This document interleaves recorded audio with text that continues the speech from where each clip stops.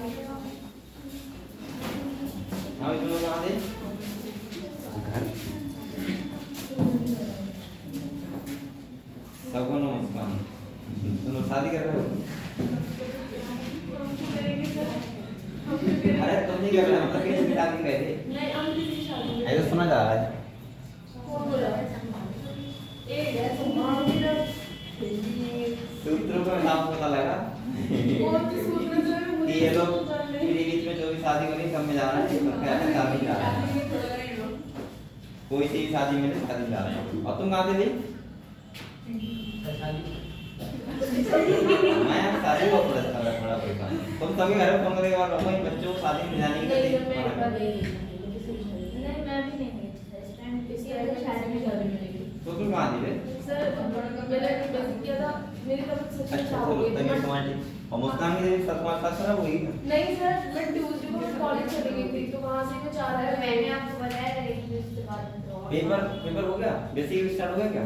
कल से जूलॉजी का जूलॉजी का मॉलिक्यूलर बेसिस आ रहा है। यही आ रहा है तो बड़ा आराम से जाएगा। देखना जो आएगा आराम से देखे, कुछ भी लिखना देगा बस उस टॉपिक से संबंधित दो।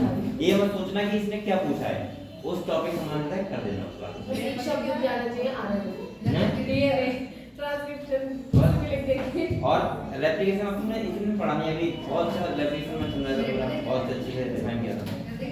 चलो कोई बात नहीं, हम लोग आज ट्रांसक्रिप्शन में कल पढ़ा दिया था तो सुना दिया था लंडे में, कल पूरा समझाया ही था खाली, आज खाली पढ़ाने को रह गया, लेकिन फिर मैं समझाऊंगा उसमें। तो एक बार हम लोग रेप्लिकेशन तक पढ़ लो। रेप्लिकेशन हो गया और पहले के एक्सपेरिमेंट जो हमने करे हैं,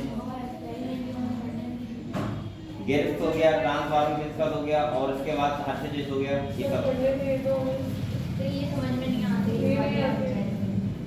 तो तुम लोग भाई छुट्टी मत करा किया सर करो। मैं आ रही थी, मुझे मुस्कान मैंने कॉलेज के उससे बोला था, लेकिन कॉलेज वालों की वजह से मैं लेट हो गई, इसलिए मैं आ ही नहीं पाई। क्या किया जाए, बड़ा कॉलेज वाले परेशान करते हैं। चलो मैं समझा दूँ तुझे, ठीक है? देखो तो आप लोग ऐसा करो,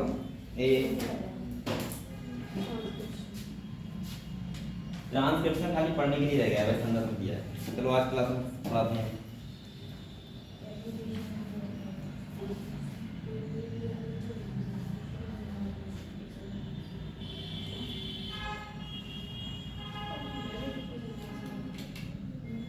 सर क्लास के बाद बता दीजिए एक्सपेरिमेंट जो चलो चलो मैं क्लास में बताऊंगा, ठीक है? एक्सपेरिमेंट फिर भी मैं थोड़ा समझा रहा हूँ आपको, तब तक बच्चे आ गए सारे। याद आते बेटा, हम लोग को चैप्टर चल रहा है मॉलिक्यूलर बेसिस ऑफ इनहेरिटेंस, जहां मुझको ये बताना था कि जो कैरेक्टर ट्रांसफर होते हैं वो कैसे होते हैं। इसीलिए मैं इतना स्लो चला रहा हूँ, मुझे लग रहा है 4-5 दिन हो गए चैप्टर चलते हुए, अभी थोड़ा सा हुआ है खाली ट्रांसफर पहुंचे अभी तक, इसीलिए क्योंकि मैंने हर एक लाइन को बहुत अच्छे से एक्सप्लेन किया है।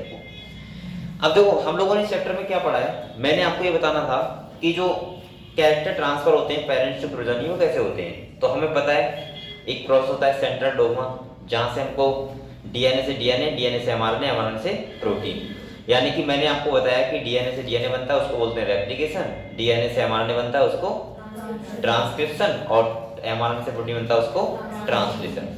मैंने आप लोगों को ये बताया था कल क्या जैसे पढ़ा रहा हूँ उसे समझा रहा हूँ कि डीएनए होता है, उसके बारे में हम लोगों ने पढ़ा था। उसके बाद साइंटिस्ट को सर्च करना था कि जेनेटिक मटेरियल क्या है, डीएनए है, आरएनए है या फिर प्रोटीन है। तो डीएनए मैंने आपको बताया था कि जनरल जो सैलिएंट फीचर होते हैं वो क्या होते हैं जेनेटिक मटेरियल के, तो हमने देखा था कि रेप्लिकेशन होता हो, उसमें मेंडेलियन कैरेक्टर को स्टोर करने की क्षमता हो, ट्रांसफर करने की। दूसरा हम बोल सकते हैं उसमें म्यूटेशन होता हो, स्टेबल हो, ये सब चीजें मैंने आपको बताई थी। और ऐसा अगर कोई है तो वो जेनेटिक मटेरियल हो सकता है। तो साइंटिस्ट को 3 चीज हो सकता है, डीएनए, आरएनए और प्रोटीन। तो सबसे पहले एक एक्सपेरिमेंट हुआ था जो साइंटिस्ट ग्रिप्स ने किया था, जिसे बोलते हैं ट्रांसफॉर्मिंग प्रिंसिपल्स। क्या बोलते हैं?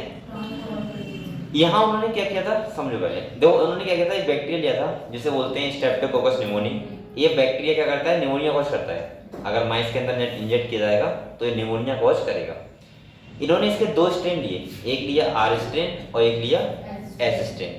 आपको ध्यान रखना ये है कि कौन सा पैथोजेनिक है। तो एस स्ट्रेन होता है पैथोजेनिक और आर स्ट्रेन होता है नॉन पैथोजेनिक, ठीक है? अब एस स्ट्रेन को बोलते हैं स्मूथ स्ट्रेन, सही है, आर को बोलते हैं रफ स्ट्रेन। अब जो एस स्ट्रेन डिसऑर्डर कर रहा है और आर नहीं कर रहा है, आप लोग बताओ अगर मैं आर स्ट्रेन माइस के अंदर इंजेक्ट करूंगा तो चूहा जिंदा रहेगा क्योंकि डिजीज नहीं कर रहा है वो, और एस स्टेन करूंगा चूहा मर जाएगा क्योंकि न्यूमोनिया कुछ कर रहा है। लेकिन जब मैं एस स्टेन को हीट किल करूंगा, हीट किल का मतलब होता है हीट दे दिया, तो जो बैक्टीरिया होंगे डेड हो जाएंगे, और डेड हो जाएंगे तो इसका मतलब चूहा कैसा रहेगा, जिंदा रहेगा। लेकिन जब मैंने आर स्टेन डाला, साथ में मिलाया लिविंग वाला, और एस स्टेन हीट किल जब मैंने साथ में मिला के दिया तो चूहा क्या हो गया, मर गया। लेकिन चूहा को कैसा रहना चाहिए, जिंदा। आपको बताओ होगा बैक्टीरिया में क्या होता है, सेक्सुअल पर्सन होता है, उसमें डीएनए ट्रांसफर करते हैं एक दूसरे, लेकिन उसका डीएनए था वो सही था क्योंकि डीएनए हीट से कोई फर्क डीएनए को नहीं पड़ता है। और मैं ऐसे बोल सकता हूँ जो बैक्टीरिया नॉन पैथोजेनिक था वो कैसा हो गया, पैथोजेनिक, और उसने चूहे क्या कर दिया, मार दिया। ये साइंटिस्ट ना बता नहीं पाए थे कि एक्चुअली में ट्रांसफॉर्म जो किया है वो क्या किया है, लेकिन इसके बाद 3 साइंटिस्ट आए थे, मैकार्टी, मैक्लियोन और एबेली। इन्होंने बायोकेमिकल नेचर का यूज किया। इन्होंने 3 एंजाइम देखे पहले, डीएनएज, आरएनएज और प्रोटीएज। आप लोग बताओ अगर उस सॉल्यूशन जो है उसने मिलाया है, दिया है चूहे को, अगर मैं उसमें आरएनएज डालूंगा तो क्या वो ट्रांसफॉर्मिंग प्रिंसिपल को रोक पाएगा, नहीं, क्योंकि आरएनएज ना हो रहा है, चूहा फिर ही मर जाएगा। जब उन्होंने प्रोटीएज मिलाया तब भी ट्रांसफॉर्म नहीं रुका, और मैं बोल सकता हूँ तब भी चूहा क्या हो गया, मर गया। और जब उन्होंने डीएनएज मिलाया तो चूहा कैसा रहा, जिंदा। इसका मतलब ये है कि ट्रांसफॉर्मिंग प्रिंसिपल रुक गया, और इसका मतलब ये है कि डीएनए क्या हो रहा था, ट्रांसफर हो रहा था। और हम वो बोल सकते हैं कि डीएनए क्या होता है, जेनेटिक मटेरियल। और इससे बहुत सारे साइंटिस्ट कन्विंस नहीं हुए थे इससे, लेकिन हालांकि इन्होंने ये बता दिया था कि डीएनए क्या होता है, जेनेटिक मटेरियल होता है, क्योंकि वहां जो ट्रांसफर हो रहा था वो क्या हो रहा था, डीएनए। समझ गए, ये था तुम्हारा ट्रांसफॉर्मिंग प्रिंसिपल। अगले 2 साइंटिस्ट थे, हर्शे एंड चेस। इन्होंने क्या किया था, इन्होंने प्रयोग करने के लिए एक बैक्टीरियोफेज वायरस को लिया। किसको लिया, बैक्टीरियोफेज वायरस को। इन्होंने क्या किया, आपको बताया बैक्टीरियोफेज वायरस गंगा जल में पाया जाता है। बैक्टीरियोफेज में प्रोटीन कोड होता है और डीएनए जेनेटिक मटेरियल के रूप में काम करता है। अब मैं ऐसे बोल सकता हूं, इन्होंने क्या किया, 2 बैक्टीरियोफेज लिए, एक केस 1 और एक केस 2। इन्होंने क्या किया, केस फर्स्ट में आपको पता होगा प्रोटीन के पास क्या होता है, सल्फर होता है, और डीएनए के पास क्या होता है, फास्फोरस होता है। क्या होता है, आप लोग ऐसे ध्यान रखना, डीएनए पे फॉस्फेट ग्रुप होता है तो फास्फोरस होता है, और सल्फर किसका होता है, प्रोटीन के पास। इन्होंने क्या किया, एक केस में प्रोटीन कोट जो होता है उसमें रेडियोएक्टिव सल्फर बनाया। क्या बनाया, और उसका आइसोटोप कितना दिया, 35। ये ध्यान रखना है, S35 रेडियोएक्टिव से लेबल कर दिया। और एक केस में किसको किया, डीएनए को, और डीएनए को किससे किया, फास्फोरस, और आइसोटोप क्या लिया, 32। समझ गए आप लोग। तो एक केस में प्रोटीन को और एक केस में डीएनए को। इन्हें 2 चीज हो सकता, या तो डीएनए जेनेटिक मटेरियल होगा या होगा प्रोटीन। ठीक है, अब इन्होंने क्या किया, अब आपको बताएं जब भी कोई वायरस जो होता है वो इन्फेक्शन करता है तो अपना जेनेटिक मटेरियल क्या करता है, ट्रांसफर करता है। क्या करता है, और मैं बोल सकता हूं बेटा, अब आप लोग बताओ बैक्टीरिया, अब यहाँ पे 3 प्रोसेस होंगी। पहला होगा इन्फेक्शन, ध्यान रखना है, दूसरा होगा ब्लेंडिंग, और तीसरा होगा सेंट्रीफ्यूगेशन। इन्फेक्शन का मतलब बैक्टीरियोफेज इन्फेक्शन करेगा बैक्टीरिया के लिए। दूसरा क्या है, ब्लेंडिंग, वो अपना डीएनए भेजेगा तो अपना डीएनए और बैक्टीरिया का डीएनए बाइंड कर देंगे आपस में। और मैं बोल सकता हूँ सेंट्रीफ्यूगेशन का मतलब होता है हम क्या करेंगे, एक्सट्रैक्ट करेंगे, निकालेंगे किससे, बैक्टीरिया से उस डीएनए को। तो हमने क्या किया बेटा, केस फर्स्ट था। अब आप लोग यहाँ समझो, अगर मान लिया मैंने केस फर्स्ट में, यहाँ देखो, अगर मैंने यहाँ एक बैक्टीरियोफेज है और मैंने बेटा इसमें किया है प्रोटीन कोड को, किसको किया, मैंने प्रोटीन कोड को लेबल कर दिया, किससे, आइसोटोप बताओ इसका, हाँ S30। अगर भूल जाओ तो ध्यान रखना, S लगता है 5 की तरह, तो ध्यान रहेगा S35। ठीक है, और दूसरा मैं बोल सकता हूं कि मैंने दूसरा केस लिया,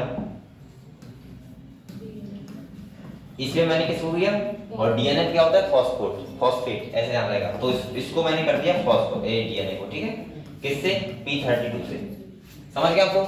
अब आप लोग बताओ 3 प्रोसेस होंगी। पहला होगा बेटा इन्फेक्शन, क्या करेगा ये, इन्फेक्शन करेगा।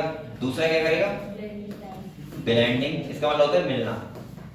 और तीसरा क्या करेगा, तीसरा होगा सेंट्रीफ्यूगेशन। ये टेक्निक ध्यान रखना, इसके बारे में पता नहीं देना कि इन्फेक्शन का मतलब है कि किसी भी कोई बैक्टीरिया होता है वो वायरस इन्फेक्ट करता है तो क्या अपना ट्रांसफर करता है जेनेटिक मटेरियल, तो उसे बोलते हैं इन्फेक्शन। और दूसरा मैं बोल सकता हूँ ये बैक्टीरियोफेज क्या करता है, बैक्टीरिया किल करता है ना, आपको पता होगा ये बात। और वो ब्लेंडिंग का मतलब होता है दोनों का जेनेटिक मटेरियल मिल जाएगा आपस में। भाई वायरस ही तो करता है, हमारे अंदर जाता है तो क्या करता है, होस्ट सेल में अपना क्या करता है, डीएनए ट्रांसफर कर देता है, और उसका डीएनए हमारा डीएनए आपस में बाइंड कर जाते हैं, हमारा डीएनए रेप्लिकेट करता है, उसका भी करता है। यही तो होता है इसका लिविंग फेज। क्या होता है ऐसा तो ना कि बैक्टीरियोफेज लिविंग हो जाएगा तो कूदने लगेगा, उसका डीएनए रेप्लिकेट होने लगेगा बस। अब आप लोग बताओ, इसके बाद सेंट्रीफ्यूगेशन तो आप जानती हो टेक्निक कौन सी होती है, जिसके थ्रू हम क्या करते हैं, सेल से कोई डीएनए वगैरह निकालते हैं।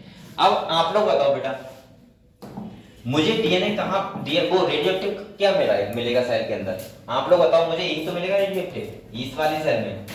तो यहाँ साइंटिस्ट ने बोले कि इसमें रेडियोएक्टिव ने डिटेक्ट हुआ क्या, फास्फोरस 32। और अगर फास्फोरस रेडियोएक्टिव मिला तो इसका मतलब डीएनए की जो हमने किया था, तो यहाँ से पता लगा कि डीएनए क्या होता है, जेनेटिक मटेरियल। इस केस में उन्हें सेल में न सल्फर मिला और न ही रेडियोएक्टिव फास्फोरस मिला। समझ गए? अरे यहाँ हमने प्रोटीन कोड किया है, प्रोटीन जब इन्फेक्शन करेगा वायरस तो प्रोटीन कोड को ट्रांसफर नहीं करेगा, वो तो बाहर ही रहेगा।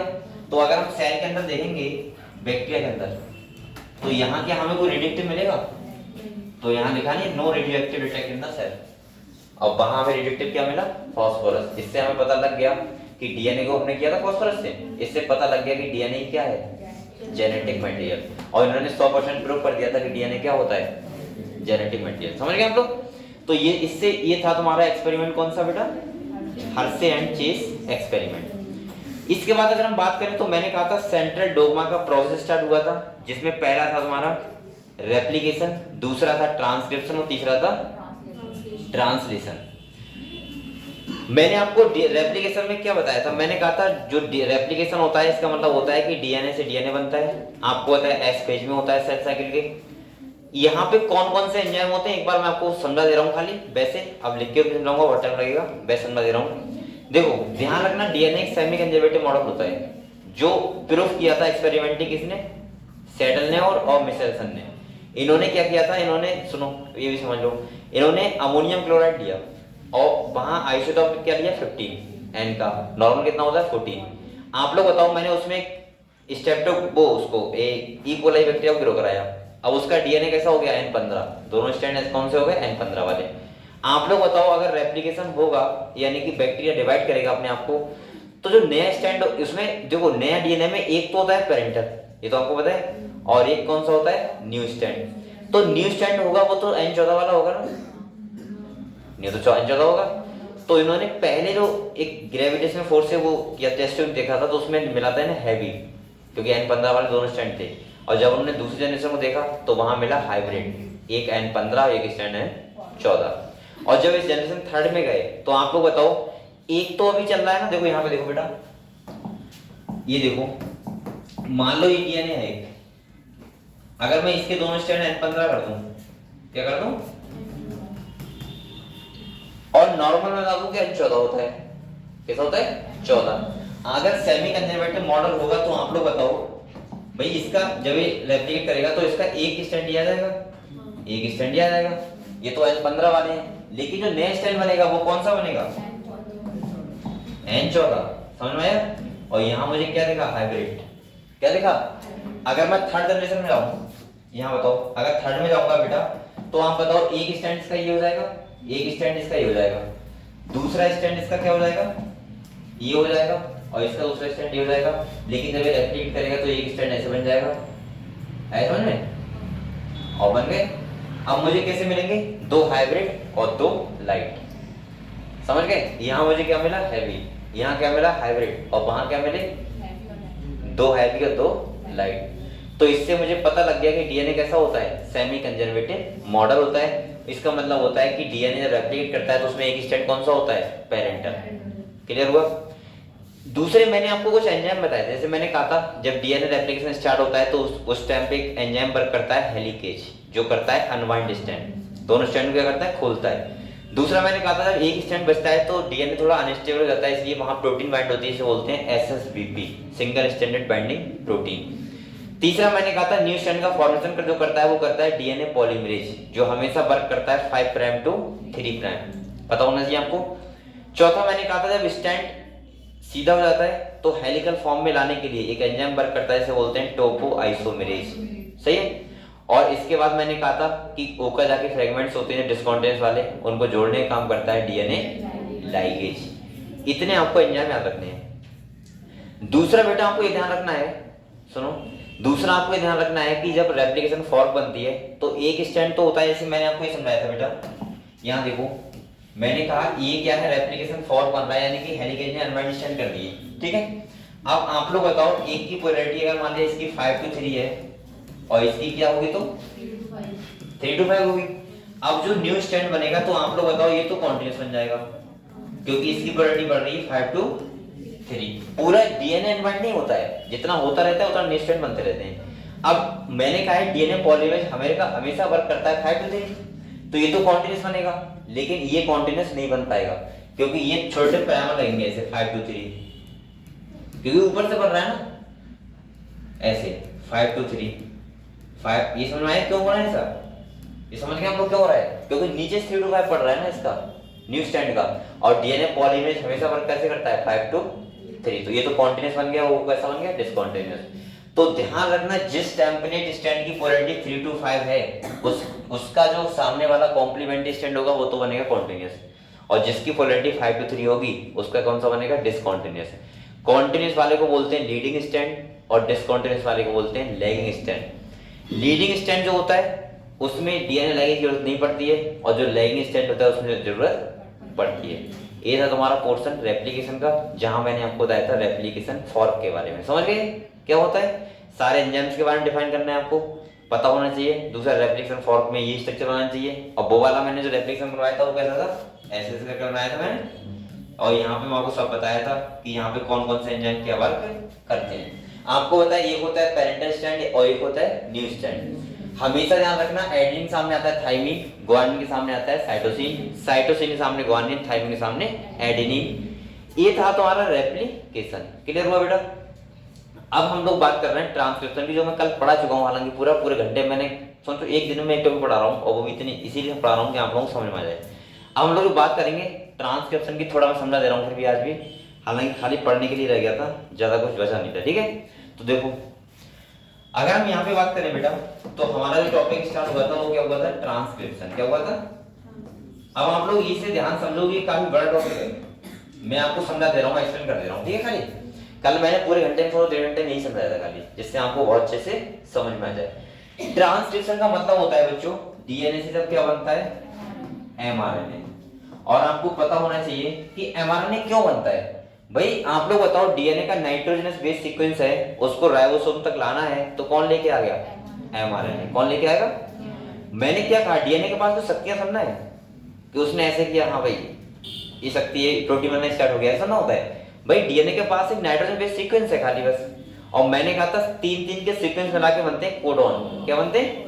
और जैसा सीक्वेंस होगा वैसे ही कोडॉन लेके आएगा एमआरएनए, और जैसा लेके आएगा राइबोसोम के पास वैसा ही टीआरएनए बनाता है एंटीकोडॉन, और एंटीकोडॉन बनाएगा जैसे बनेंगे वैसा ही क्या होगा, टीआरएनए लेके आएगा अमीनो एसिड। तो चैन में क्या होगा, वैसे ही अमीनो एसिड लगते रहेंगे और वही प्रोटीन बनता रहेगा। समझ गए आप लोग बात? तो देखो बेटा, ट्रांसक्रिप्शन एक पैरा नाम आता है यहाँ पे, ट्रांसक्रिप्शन यूनिट। क्या आता है? Transcription unit. और इसकी क्या होती है, तो मैंने आपको बताया था कि एक डीएनए है ये, इसका पोलैरिटी 3 to 5, और इसकी क्या है, देखो एक बात बताओ, रेप्लिकेशन तो पूरे डीएनए का होता है क्या? ट्रांसक्रिप्शन पूरे डीएनए का होता है? नहीं, ट्रांसक्रिप्शन खाली उस पार्ट का होता है जहां में प्रोटीन बनानी होती है। तो कौन सा पार्ट होता है, तो मैंने कहा था वो पार्ट जिसमें प्रोमोटर, स्ट्रक्चरल जीन और टर्मिनेटर, अगर तीनों रीजन प्रेजेंट हैं तो उसको हम लोग बोलते हैं ट्रांसक्रिप्शन यूनिट। तो मैं ऐसे बना दे रहा हूं, यहां पे लिख दे रहा हूं प्रोमोटर, ये हो गया स्ट्रक्चरल जीन, और ये क्या हो गया, टर्मिनेटर। बेटा ये कौन सा है, प्रोमोटर, और ये क्या है, टर्मिनेटर, और ये क्या है, स्ट्रक्चरल जीन। क्या है? ठीक है। दूसरा बेटा, इस वाले एक स्टैंड को बोलते हैं टेम्पलेट स्टैंड, तो ये वाला इसका टेम्पलेट स्टैंड है, और ये कौन सा है, कोडिंग स्टैंड। हम आप सोच रहे हो सर अपनी इच्छा से कर रहे हो क्या, ये कौन सा स्टैंड क्या होगा, बेटा ध्यान रखना यहाँ पे टेम्पलेट हमेशा 3 to 5 वाला ही होगा और कोडिंग कौन सा होगा 5 to 3 वाला। ये बात रट लो बैठ के, क्योंकि रेप्लिकेशन में दोनों टेम्पलेट थे लेकिन यहाँ एक टेम्पलेट होगा, क्योंकि ट्रांसक्रिप्शन में एमआरएनए क्या करता है, खाली एक स्टैंड को कोड करता है, दोनों को नहीं करता है। अब मैं यहाँ पे ये बोल सकता हूँ, अच्छा ये बताओ ये टेम्पलेट ये वाला क्यों है 3 to 5 वाला, क्योंकि बेटा आरएनए पॉलीमरेज भी तो वर्क करेगा 5 to 3, तो तभी तो कर पाएगा जब 3 to 5 होगा। नहीं समझ में आया? अब आरएनए बनेगा वो कैसे बनेगा 5 to 3, आया समझ में? अब दूसरा सुनो, प्रमोटर वो रीजन होता है जहां से ट्रांसक्रिप्शन स्टार्ट होता है, टर्मिनेटर वो होता है जहां से क्या होता है खत्म होता है, स्ट्रक्चरल जीन वो होता है जिसको क्या करता है कोड करता है। आप जो होता कैसे बेटा आप लोग बताओ, अगर यहाँ एडेनिन है तो यहाँ कौन सा क्या होगा थाइमिन, यहाँ ग्वानिन है तो यहाँ साइटोसिन, यहाँ साइटोसिन है तो यहाँ ग्वानिन, यहाँ एडेनिन है तो यहाँ थाइमिन, यहाँ थाइमिन है तो एडेनिन, यहाँ जी है तो सी। ये समझ में आया?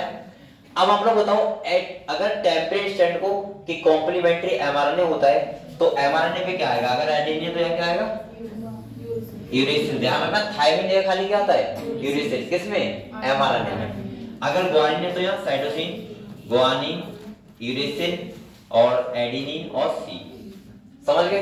अब आप लोग बताओ इसका एक सीक्वेंस क्या सेम नहीं है, तो इसीलिए इसको बोलते हैं कोडिंग स्टैंड। क्या बोलते हैं? अब आपको ध्यान क्या रखना है, देखो कल मैंने आपको हालांकि लिखवा दिया था, ध्यान रखना बिल्कुल।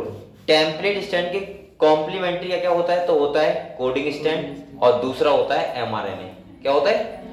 ऐसे नीट में बहुत क्वेश्चन आते हैं, एक दो क्वेश्चन तो आ ही जाता है कि उसमें बताना पड़ता है कि बताओ टीआरएनए का सीक्वेंस क्या होगा, वो दे देगा और कोडिंग का दे देगा, या पूछ लेगा एमआरएनए का। हम लोग क्या करते हैं हमेशा कॉम्प्लीमेंट्री बनाते रहते हैं, अगर उसने एक स्टैंड दे दिया एडेनिन तो हम थाइमिन ढूंढते हैं कहाँ पहले, ऐसा नहीं सेम भी होते हैं। जैसे देखो अगर आपसे कहा जाए टेम्पलेट स्टैंड का कॉम्प्लीमेंट्री क्या क्या होगा, तो टेम्पलेट स्टैंड के कॉम्प्लीमेंट्री एक तो होगा एमआरएनए और एक होगा कोडिंग स्टैंड। अगर आपसे कहा जाए कि बताओ कोडिंग स्टैंड के कॉम्प्लीमेंट्री क्या होगा, तो होगा टेम्पलेट स्टैंड और टीआरएनए, क्योंकि आपको पता होना चाहिए इसका कॉम्प्लीमेंट्री कौन आता है टीआरएनए। जब ये पहुंचेगा राइबोसोम के पास कौन आएगा, इसके पास होते हैं कोडॉन और ये बनाता है एंटीकोडॉन। क्या बनाता है बच्चों? अब आप लोग बताओ अगर मैं ये कहूं कि सेम सीक्वेंस किसका होगा, तो आप क्या बोलोगे कोडिंग स्टैंड और एमआरएनए का। अगर आपसे कहा जाए सेम सीक्वेंस किसका होता है, तो टीआरएनए और टेम्पलेट स्टैंड का। ये भी आपको ध्यान रखना है किसका सेम होता है। अगर मान लो मैं आपको टेम्पलेट स्टैंड का सीक्वेंस दे दूं, किसका दे दूं, और मैं कहूं कि बताओ टीआरएनए का सीक्वेंस बताओ, तो आपको कुछ नहीं करना है, सेम लिख दो, खाली थाइमिन की जगह यूरेसिल बस, बिल्कुल सेम जो लिखा होगा वही आंसर होगा। ऐसे ही अगर मैं दे दूं कोडिंग स्टैंड का और मैं पूछूं बताओ एमआरएनए का सीक्वेंस क्या होगा, तो आप बस थाइमिन जगह यूरेसिल कर दो, बकाया सब कुछ सेम। कितना सिंपल क्वेश्चन होता है, और यहाँ बच्चे हमेशा गलत कर देते हैं। कल मैंने लिखवाया है, आप लोग बेटा एक तो डेली कोचिंग नहीं आते, बहुत लगता है कि डेली आया करो आप लोग, सही है? हाँ बस वहाँ जो छुट्टी कर रहे हैं हमेशा ध्यान रहता है कौन छुट्टी करता है, ठीक है। और दूसरा क्या है कि आप लोगों को पता होना चाहिए कि जेनेटिक्स चल रहा है, कितना इंपॉर्टेंट टॉपिक है। और आप लोग अगर आपको जेनेटिक्स समझ में अभी नहीं आया तो मैं गारंटी से कह रहा हूँ समझ नहीं आएगा, फिर कहोगे कि समझ नहीं आ रहा है, क्योंकि ये बहुत इंपॉर्टेंट टॉपिक होते हैं और ये ऐसे होते हैं कि बच्चे जेनेटिक्स में फंस जाते हैं जल्दी। और मैंने आपसे कहा था सबसे अच्छे तरीके से मैं आपको पढ़ाऊंगा, जेनेटिक्स पढ़ाऊंगा, क्योंकि जेनेटिक्स में मुझे बहुत इंटरेस्ट आता है। और दूसरा क्या है कि मैंने काफी इसलिए 5-6 दिन तो इस चैप्टर चलते हुए हो गए, 4-5 दिन हो गए, 5 दिन, और खाली अभी ट्रांसक्रिप्शन हो रहा है, इसीलिए मैंने, क्योंकि मुझे पता है कि ये बहुत अच्छे से बच्चों को समझाना है। अब आप लोग बताओ बेटा, दूसरा मैंने कहा था प्रमोटर रीजन पे एक एंजाइम बाइंड होता है, इसे बोलते हैं आरएनए पॉलीमरेज, और आरएनए पॉलीमरेज का सिग्मा फैक्टर एक्टिव होता है तो स्टार्ट हो जाता है प्रोसेस, और जब रो फैक्टर लगता है स्टार्ट होता है तो एंड हो जाता है। ये भी आपको ध्यान रखना है। अब बेटा अगले आपको क्या ध्यान रखना है, सुन लो पहले। मैंने आपको ये बताया था यहाँ पे जो एमआरएनए बना है, क्या बना है, कहाँ बना है, ये न्यूक्लियस में। कहाँ हो रहा है ये? अब ये एमआरएनए कहाँ जाएगा बताओ, साइटोप्लाज्म में। लेकिन अब कुछ और बातें सुनो इंटरेस्टिंग। पहली बात सुनो कि जो एमआरएनए होता है इसको हम अभी एमआरएनए नहीं बोलते हैं, इसको हम लोग बोलते हैं एचएनआरएनए। क्या बोलते हैं बेटा? और ये अभी कैसा है, नॉन फंक्शनल। कैसा है? तो अभी ये एमआरएनए नहीं है, ये है एचएनआरएनए, पहली बात। और ये कैसा है, नॉन फंक्शनल, पहली बात। दूसरा जो mRNA बनता है वो 3 प्रोसेस में बनता है। पहला होता है इनिशिएशन, दूसरा होता है इलोंगेशन और तीसरा होता है टर्मिनेशन। इनिशिएशन का मतलब होता है स्टार्ट होता है प्रोसेस, इलोंगेशन का मतलब होता है लेंथ में बढ़ता है आरएनए, और टर्मिनेशन का मतलब होता है एंड करता है। ठीक है, दूसरा आपको ध्यान रखना है। अब यहाँ पे एक बात सुनो मेरी बहुत ध्यान से, हालांकि कल में सब पता चल लेकिन फिर भी सुन लो आप लोग। ये बेटा एचएनआरएनए बन गया। अब ये कैसा है, नॉन फंक्शनल है। कैसा है? अब आप लोग बताओ, दो टाइप के सेल होते हैं, प्रोकैरियोटिक और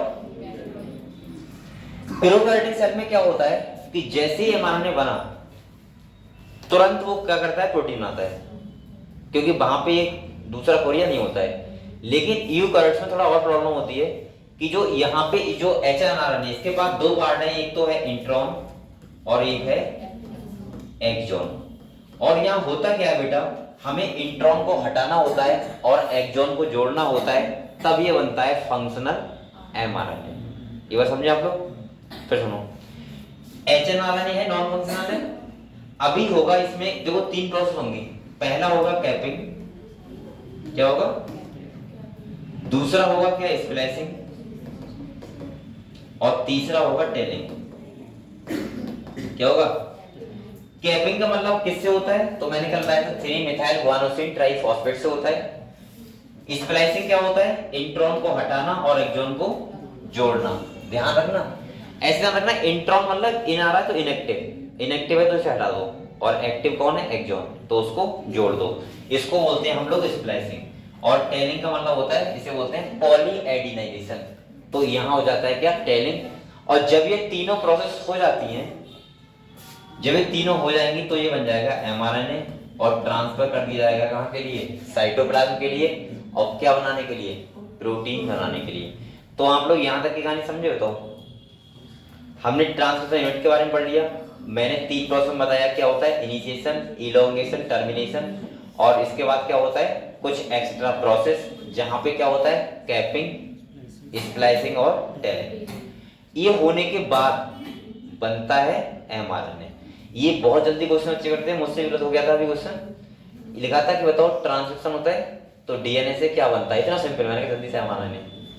और जब टेस्ट के बाद में देखा यार ये 4 नंबर कहाँ कट गए, 4 नंबर नहीं सॉरी 2 नंबर कटते हैं वहाँ, तो 2 नंबर कहाँ कट गए और निगेटिव में पहुंच गया, क्योंकि 130 नेगेटिव में। तो देखा भी यार एचएनआरएनए आंसर था, ऑप्शन 4 पे लिखा था एचएनआरएनए।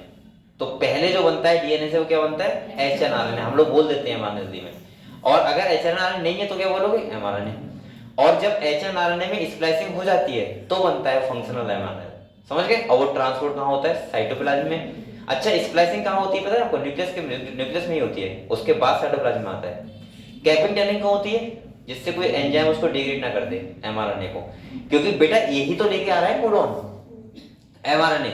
और ये कोडॉन लेके आ रहा है, अब ये कहाँ जाएगा, राइबोसोम के पास।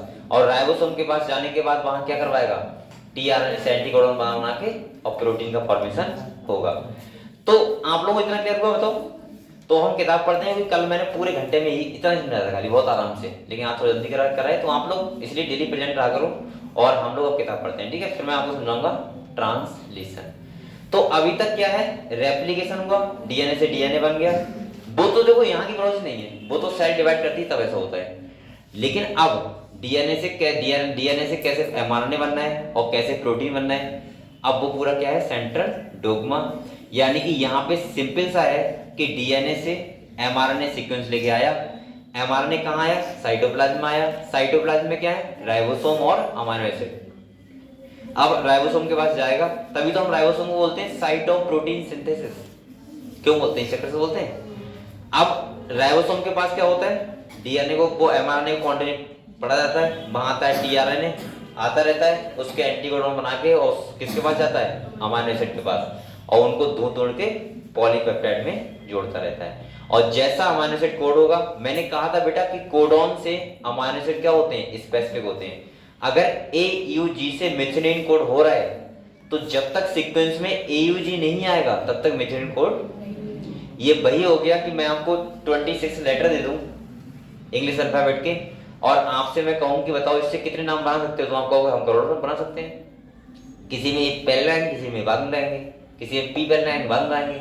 हम ऐसे करके करोड़ों नाम, आप लोग बताओ दुनिया में इतने भी नाम है, सब 26 लेटर से है ना, ऐसे 20 अमीनो एसिड से करोड़ों प्रकार की प्रोटीन बनती है। बस फर्क किसका है? कोडॉन्स का, कोडॉन्स के सीक्वेंस का, नाइट्रोजनस बेस सीक्वेंस का। अगर हमारा डीएनए है और एक एलिफेंट का डीएनए है डीएनए सेम, बस फर्क किसका है? नाइट्रोजनस बेस सीक्वेंस का। समझ गया? और जितने सीक्वेंस में जितने जीन्स होंगे, जैसा होगा वैसे उसके क्रोमोसोम नंबर होगा। बस ये तो फिर चल रहा है। तो पढ़े हम? ठीक है, तो पढ़ते हैं।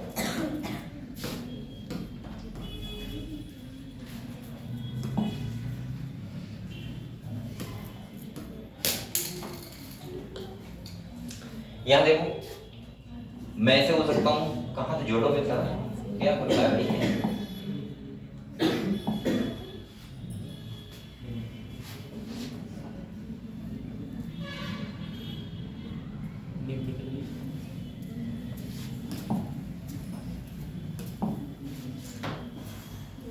तो बेटा देखो, हमने क्या क्या पढ़ा? पहले मैंने आपको ये वाला रीजन पढ़ाया, ट्रांसक्रिप्शन यूनिट के बारे में बताया, जहां मैंने कहा देखो प्रोमोटर रीजन होता है, स्ट्रक्चरल जीन होता है और टेलोमीटर होता है। हमेशा ध्यान रखना टेम्परेचर कैसा होता है, 3 to 5, कोडिंग होता है 5 to 3। दूसरा ये वाला जो प्रोसेस चल रहा है, ये वाला, अब देखो यहाँ पे आप देख सकते हो कि मैं ऐसे बता सकता हूँ आपको कि यहाँ देखो पहले तो इनिशिएशन हो रहा है। इनिशिएशन का मतलब स्टार्ट हो रहा है प्रोसेस। आप लोग जब भी क्वेश्चन आए तो आप लोग भी डायग्राम बनाना है, नीट में नहीं वैसे, सही है। इसके बाद देखो इनिशिएशन में क्या हुआ है बेटा, देखो यहाँ पे डीएनए है, इसका देखो सिग्मा फैक्टर एक्टिव हो गया और ये एक्टिव हो जाएगा, तो ये क्या है, आरएनए पॉलीमरेज एंजाइम है और इससे किससे जुड़ जाएगा, ये यहाँ जाके। और ध्यान ये भी रखना कि प्रमोटर रीजन कहाँ होता है, तो आप बोलना एटी रिच, जहाँ पे एडेनिन थाइमिन ज्यादा होते हैं वहां होता है प्रमोटर रीजन, ठीक है। अब बेटा एक बार बताओ, यहाँ ऐड हो जाएगा। अब देखो यहाँ ऐड होने के बाद ये इंस्टेंट अनवाइंड होंगे, ऐसा नहीं कि पूरा डीएनए अनवाइंड हो जाएगा, जितना ट्रांसक्रिप्शन होना है उतना अनवाइंड होता रहता है और एमआरएनए बनता रहता है। अब देखो यहाँ पे देखो एमआरएनए बन रहा है, ये बन रहा है, और यहाँ पे देखो सिग्मा फैक्टर है, जैसे ही रो फैक्टर एक्टिव होगा और ये क्या हो जाएगा, टर्मिनेट हो जाएगा, खत्म हो जाएगा प्रोसेस, और ये देखो आरएनए बन गया। अब आप लोग बताओ ये आरएनए कौन सा है, एचएनआरएनए। इसको हमने बोला क्या है, प्राइमरी ट्रांसक्रिप्शन। दूसरा इसके पास क्या पार्ट है, इंट्रॉन और एक्सॉन। अब हमें 3 काम करने हैं अगर यूकैरियोटिक सेल है तो। पहला कैपिंग, दूसरा स्प्लाइसिंग और तीसरा टेलिंग। समझ गए? तब ये बनेगा फंक्शनल एमआरएनए, और ये सिंपल सा बस कहां जाएगा फिर, साइटोप्लाज्म में, और साइटोप्लाज्म किसके पास जाएगा, राइबोसोम के पास, सही है। यहां तक का प्रोसेस। अब देखो यहाँ पे ये हो रहा है थर्ड प्रोसेस, जिसमें क्या हो रहा है बेटा, बोलो मत। पहला हो रहा है कैपिंग, तो किसके द्वारा हो रहा है बताओ, 3 मिथाइल गुआनोसिन ट्राइफॉस्फेट द्वारा हो रहा है, ये मिथाइल गुआनोसिन ट्राइफॉस्फेट द्वारा हो रहा है। दूसरा आप लोग बताओ स्प्लाइसिंग हो रहा है, जहां इंट्रॉन और एक्सॉन। अब आप कहोगे सर इंट्रॉन वाला पार्ट क्यों होता है जब उसको जरूरत नहीं होती है, तो ये बेटा हमारा जेनेटिक एक मेकअप है, जैसा है वैसा ही होना है, ठीक है। तो इंट्रॉन वाला पार्ट होता है, लेकिन ध्यान रखना इंट्रॉन वाला पार्ट कोई यूजफुल नहीं होता है, नॉन यूजफुल होता है, हमारे काम का नहीं होता है, तो उसको हटा दिया जाता है, और एक्सॉन वाले पार्ट को जोड़ दिया जाता है, उसको बोलते हैं स्प्लाइसिंग। और टेलिंग को बोलते हैं पॉली एडिनाइलेशन। अब ये बनाए फंक्शनल एमआरएनए। अब ये कहां जाएगा, साइटोप्लाज्म जाएगा और बनाएगा क्या, प्रोटीन। समझ गए? तो ऐसे बनता है कोई भी एमआरएनए। क्लियर हुआ? अब इसको पढ़ लेते हैं, और यहां से हम लोग अगले जो प्रोसेस पढ़ेंगे वो पढ़ेंगे ट्रांसलेशन में। सबसे पहला प्रोसेस पढ़ेंगे जेनेटिक कोड। ये कोडॉन क्या है, ये एमआरएनए जो आ रहा है सीक्वेंस क्या लेके आ रहा है भाई आपको। जैसे अब मान लो कोडॉन क्या है, सुनो बोलो मत, मैं आपको यहाँ 20 फोन रख दूं, सही, आप समझ सकते हो, 20 फोन रख दूं और मैं 20 फोन के नंबर एक सीक्वेंस में लिख दूं, 20 फोन के, और मान लो कि 10 नंबर आप डायल करोगे तो एक कोडॉन हो गया। क्या हो गया? अब आप लोग बताओ, जो सीक्वेंस में जो 10 नंबर का पड़ेगा पहला फोन वही तो बोलेगा, अगर आप डायल करके लगाओगे तो पहला वही बोल गया। दूसरा जो सीक्वेंस में पड़ेगा दूसरा फोन वही बोलेगा। अब मैं इन फोन को लाइन से लगाता रहा हूं, बस यही तो हो रहा है यहाँ पे, जो कोडॉन आ रहा है वही हमारे से कोड हो रहा है। अब मैं दूसरा, अगर मुझे ये सीक्वेंस पसंद नहीं आया, अब मुझे प्रोटीन, मान लो प्रोटीन बन गया एक, अब मुझे चेंज करना है, तो बताओ मैं मुझे क्या करना पड़ेगा, मैं एक नंबर चेंज कर दूंगा सीक्वेंस का, तो दूसरा फोन बच जाएगा पहले और पहला वाला बाद में बचेगा। यही तो होगा। तो यही तो होता है यहाँ पे, और क्या होता है, ये एमआरएनए यही तो लेके आ रहा है कि हमारे बेस का सीक्वेंस क्या है, हमारे नाइट्रोजन डीएनए का सीक्वेंस क्या है। और बेटा एक नाइट्रोजनस बेस चेंज होने पर तो म्यूटेशन हो जाता है। तो ये कितना बड़ा प्रोसेस है, समझ रहे हैं हम लोग। ये हम लोग पढ़ने में बहुत आसान लग रहा है, तुमको तो कठिन लग रहा है, लेकिन दूसरा सोचो ये कितना बड़ा प्रोसेस है। ये छोटा मोटा सन काम नहीं, 100% एक्यूरेसी के साथ होता है और हमारी बॉडी में लगातार ही चल रहा है। हमें पता नहीं लग रहा है, लेकिन हमारा रूटीन चल रहा है, लगातार ट्रांसक्रिप्शन हो रहा है। ठीक है, अब एक बात और ध्यान रखना, ट्रांसक्रिप्शन हमेशा नहीं होता है जब हमें जरूरत पड़ती है तब, सही है। और दूसरा पूरे डीएनए का नहीं होता है, जितने का हमें ट्रांसक्रिप्शन करना होता है उतना। ठीक है, डीएनए तो बहुत बड़ा है। चलो अगली बात करते हैं। तो हम लोग कहाँ तक बेटा पढ़ लिया था हम लोग ने, बताओ कल कहाँ तक पढ़ लिया था? सर हमने types of RNA and the process of transcription. हाँ, यहाँ से पढ़ना है। मैंने आपको बताया था इंट्रॉन एक्सॉन, दूसरा बताया था मोनोसिस्टोनिक और पॉलीसिस्टोनिक। आप बताओ मोनोसिस्टोनिक मैंने क्या बताया था? यूकैरियोटिक सेल में होते हैं, पॉलीसिस्टोनिक प्रोकैरियोटिक। सिस्टोन का मतलब क्या होता है? जीन, यानी कि वो रीजन जो क्या करता है, ट्रांसक्रिप्ट करता है। अच्छा बताओ मोनो का मतलब मैंने क्या बताया था? एक ही टाइप का प्रोटीन बना रहा हो तो मोनोस्टोनिक, और पॉली का मतलब एक से ज्यादा बना रहा हो। ठीक है, तो देखो यहाँ पे अब हम पढ़ते हैं types of RNA and the process of transcription. तो आप लोग बताओ एमआरएनए अभी तक हमको कितने टाइप के पता है? बताओ मैंने अभी तक कितने नाम लिए हैं? अभी तक कितने टाइप के आरएनए का नाम लिया है? किसे किसे पता है? ऐसे भजन मत गाओ, गीत मत गाओ, एक करके बताओ किसे पता है। हाँ बताओ।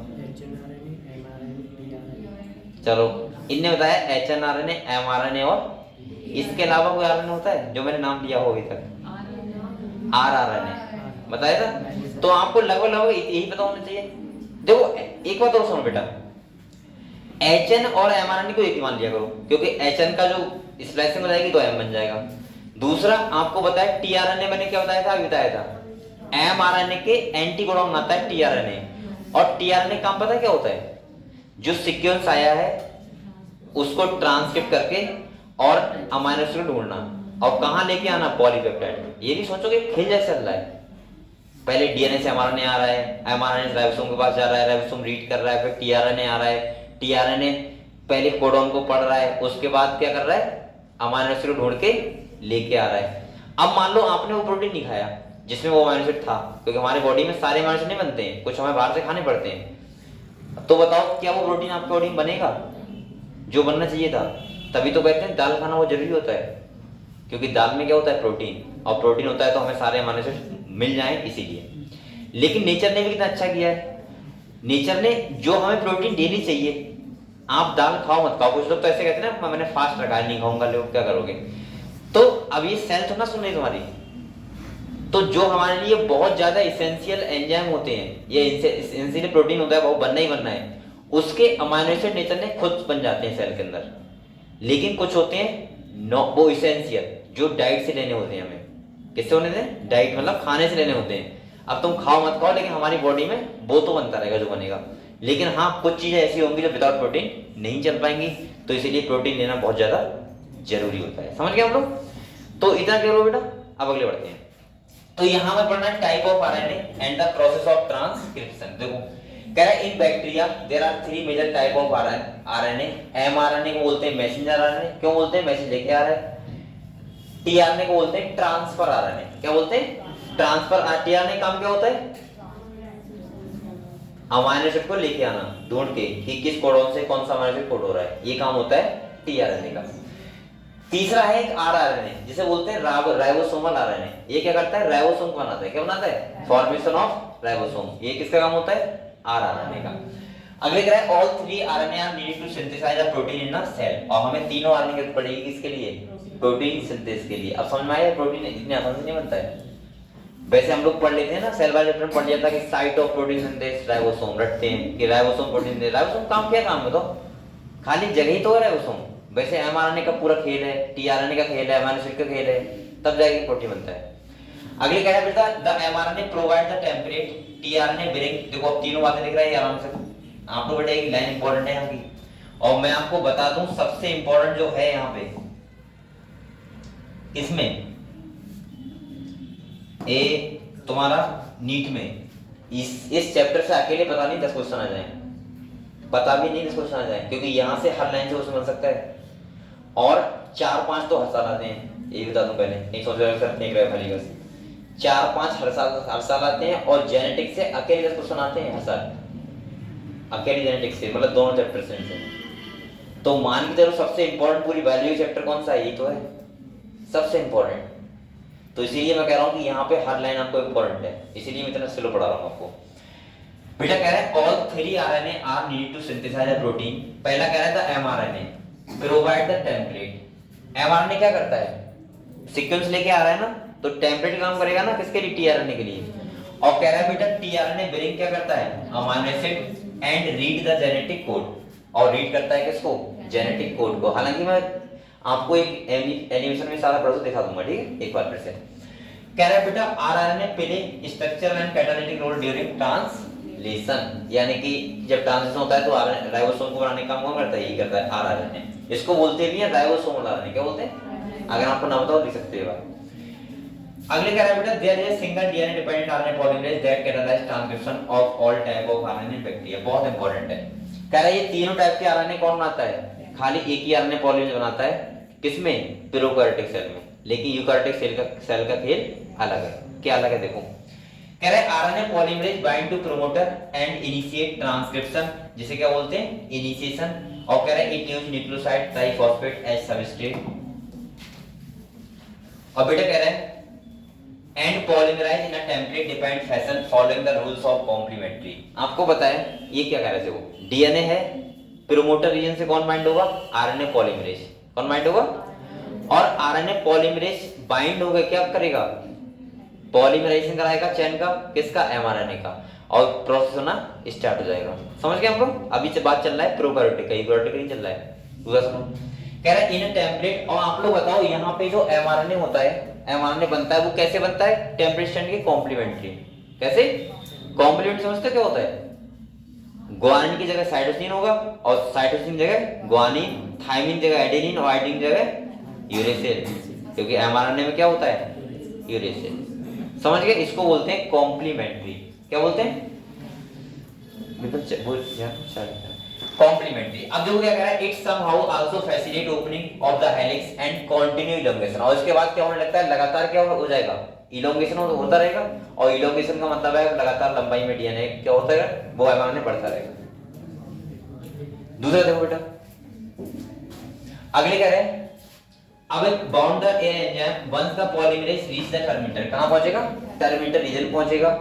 और बेटा कह रहा है the nascent RNA fall of so also RNA polymerase this result in termination, और क्या हो जाएगा, टर्मिनेशन। तो सुनो, ये बोलो मत, ये है डीएनए, सुन लो बेटा, यहां पे आपको बताया आरएनए पॉलीमरेज जुड़ेगा, और जुड़ते ही सिग्मा फैक्टर एक्टिव हो जाएगा, और क्या हो जाएगा, प्रोसेस स्टार्ट। जितना ये खुलता रहता है उतना ही क्या होता रहता है, बनता रहता है, क्या, एमआरएनए। इसको बोलते हैं इलोंगेशन। क्या बोलते हैं, और जैसे ही टर्मिनेटर रीजन पहुंचता है, और वहां पे क्या होता है, रो फैक्टर हो जाता है, आ जाता है, और रो फैक्टर का मतलब है कि स्टॉप प्रोसेस होता है, और एमआरएनए अलग हो जाता है। और वो क्या करता है, अगर प्रोकैरियोटिक है तो सीधे प्रोटीन बनाएगा, और अगर यूकैरियोटिक है तो अभी क्या होगा, एक्स्ट्रा प्रोसेस।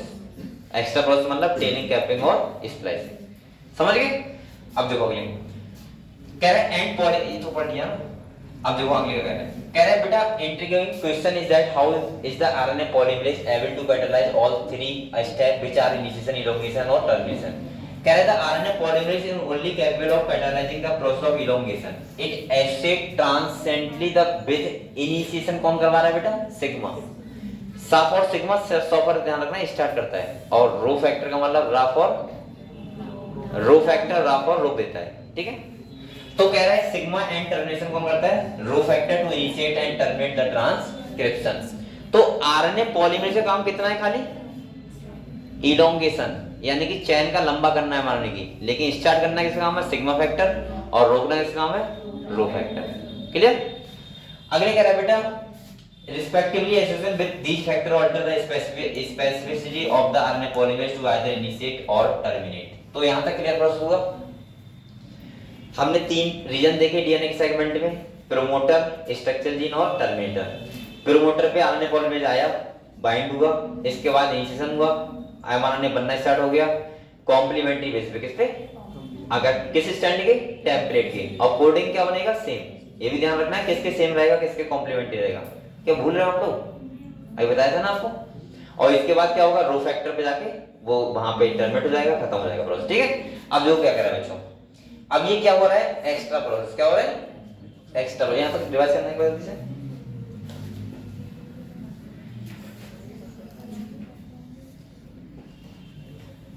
देखो, जैसे मैं आपको दिखाऊंगा, तब तक एनिमेशन दिखा रहा हूँ 1 मिनट।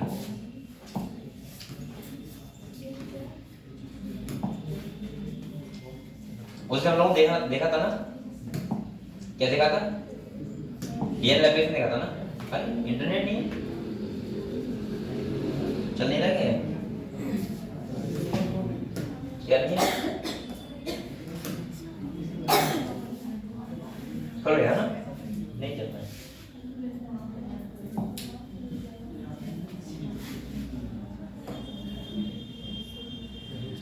ये कहाँ से चलेगा भी बताओ ना।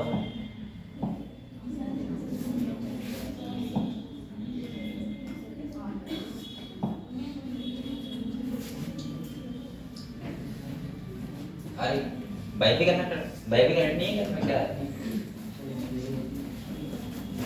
कहाँ जा रहे हो आप लोग? इंटरनेट सर्विस अभी कहते हैं इंटरनेट कहाँ का है, ये हॉटस्पॉट लिखा है, वाईफाई कहाँ है इसका भी? सेटिंग में जाइए सर।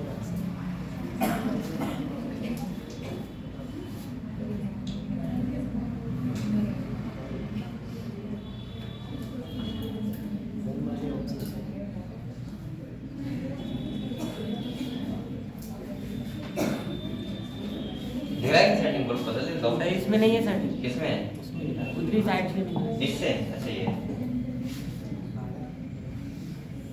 और क्या है, हाँ यही तो है गधों। वही तो है। ये कहाँ गया, अब आया, हो गया कनेक्ट, हाँ सही। किसी दूसरे का हुआ है क्या? नहीं यही हुआ है ना, ठीक है। है। अरे होगा तो क्या है, अनलिमिटेड मैं अपना कर दे रहा हूँ।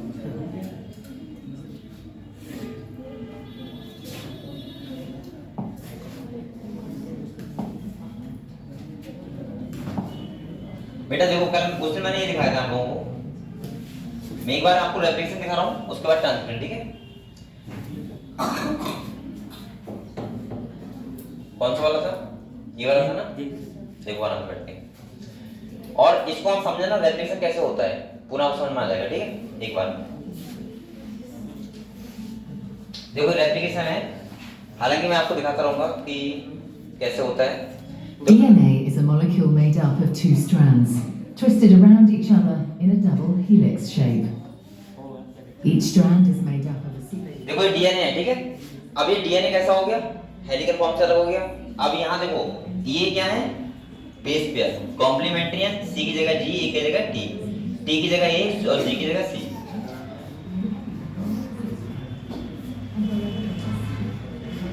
ये पूरा बेस पेयर है, ठीक है। डीएनए ऐसा होता है अगर देखा जाए वैसे तो। अब यहाँ देखो एक स्टैंड 5, दूसरा 3 और एक 3 तो दूसरा 5, समझ रहे?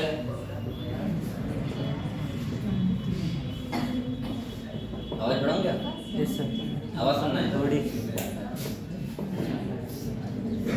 ये बताओ ये वाला एंजाइम कौन सा होगा? Enzyme called helicase Helicase. results in the formation helicase क्या कर रहा है, अनबाइंड कर रहा है। और ये क्या बन गया, रेप्लिकेशन फॉर्म क्या बन of गया, the template for creating a new strand of ये क्या हुआ DNA. भाई? An enzyme called primase machine run starts कर the दिया। process. और देखो ये This enzyme makes a small piece of RNA. सही। अरे यार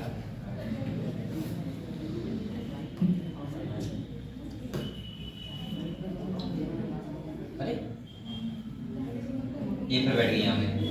DNA is a molecule made up of two strands, twisted around each other in a double helix shape. एक और ना कर Each strand is made up of a sequence of 4 chemical bases, represented तो देखो यहाँ पे लग जाएगा डीएनए पॉलीमरेज, 5' देखो end and a 3' end. The two strands run in opposite directions. This determines how each strand of DNA is replicated.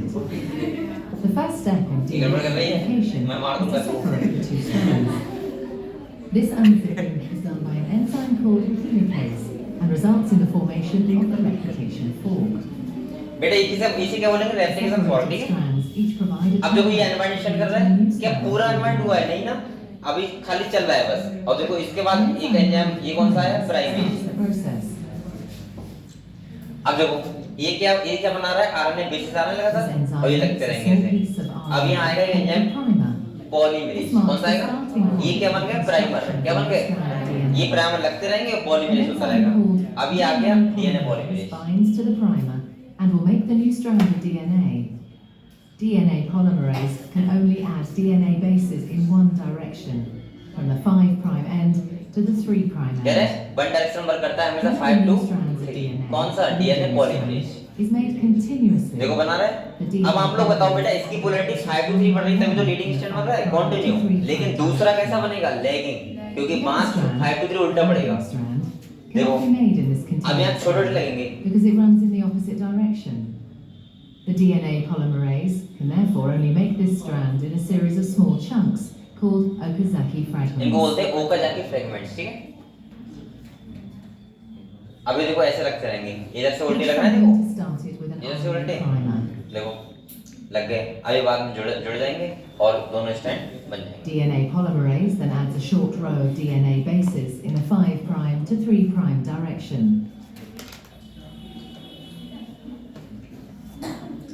क्योंकि ये उल्टा पड़ रहा है, तो उधर इधर से उधर आने पड़ रहा Next है, primer इसीलिए ऊपर then लग रहा है further bar down the bar lagging strand.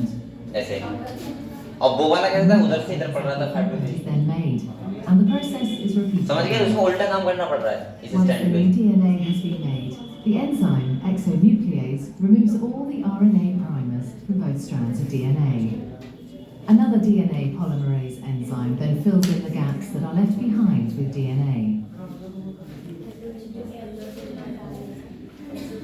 बन गया दोनों, Finally, the enzyme एक पेरेंटल डीएनए स्ट्रैंड और एक नया बन गया। अब बन गए 2 डीएनए और लाइगेन द्वारा जोड़ती है, ठीक है। continuous double strand. बस बन गए 2 DNA. DNA replication is described as semi-conservative. फिर से हेलिकल हो गया, कौन सा है, DNA molecule is made up of topoisomerase। one old conserved strand of DNA समझ गए। and one अब देखो new दूसरा one. समझते हैं, इसी में आ जाएगा क्या, नेक्स्ट देखें, नहीं आएगा।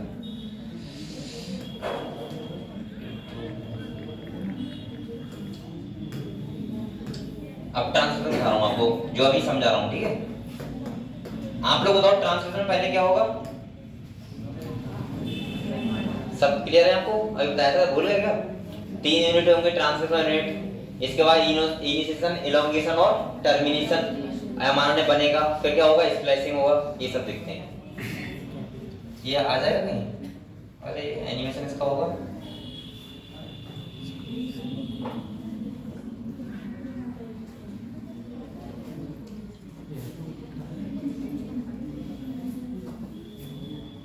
ये वाला था ना।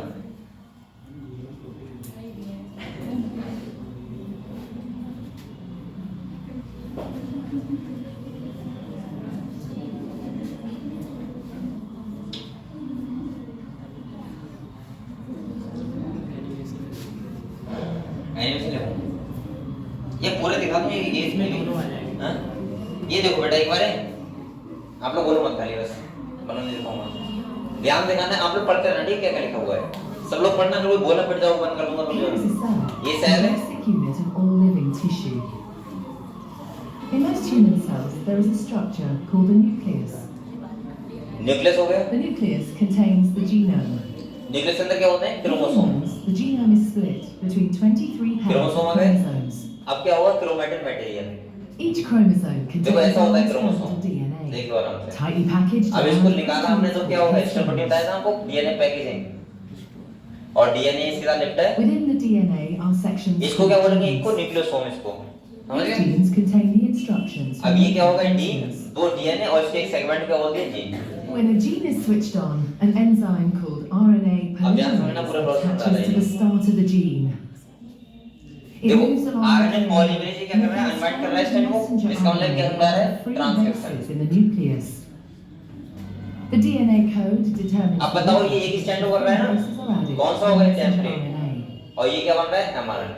This process is called transcription. बन गया एमआरएनए, एक स्ट्रैंड कॉम्प्लीमेंट्री कर रहा है। अब ये कहाँ जाएगा बताओ, Messenger RNA can be used mRNA as a बन गई। template for the production of proteins. It needs to be processed.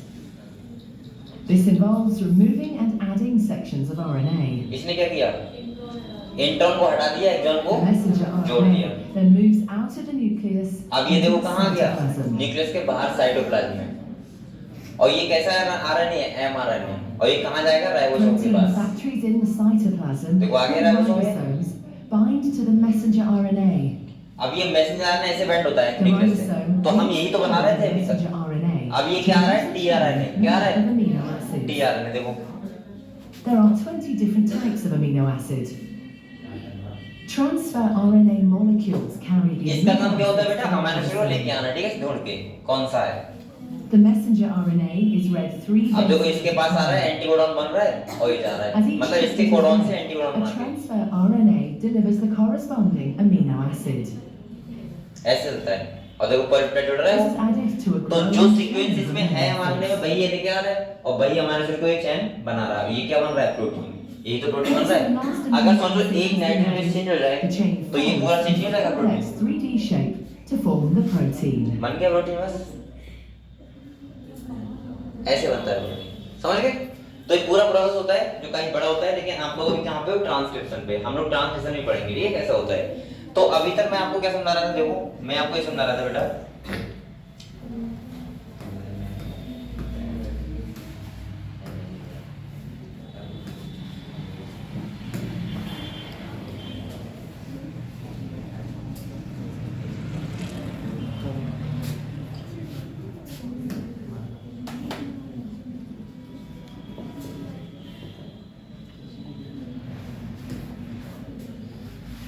तो हम लोगों ने देखो ये तो अभी तक ये पढ़ लिया है ये वाला, ठीक है, कि कैसे हमारा ने बना।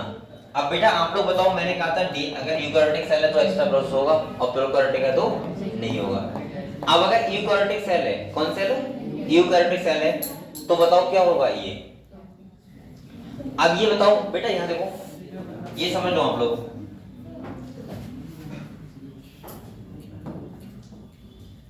ये जो अभी तक बना है जो डीएनए से, वो कौन सा आरएनए बना है बेटा, ये वाला एचएनआरएनए। ये कैसा है बच्चों, नॉन फंक्शनल। कैसा है, अब ये क्या होगा, यहाँ पे ये वाला प्रोसेस हो रहा है, इसे क्या बोल रहे हैं, कैपिंग। कैपिंग होता है 5 एंड पे, ध्यान रखना, मिथाइल गुआनोसिन ट्राइफॉस्फेट से। इसके बाद इसमें दो पार्ट है, देखो ऐसे, ये वाला है एक्सॉन और ये वाला है इंट्रॉन। कैसा पार्ट है बेटा, अनयूज, अनयूज, और ये कैसा है, यूजफुल।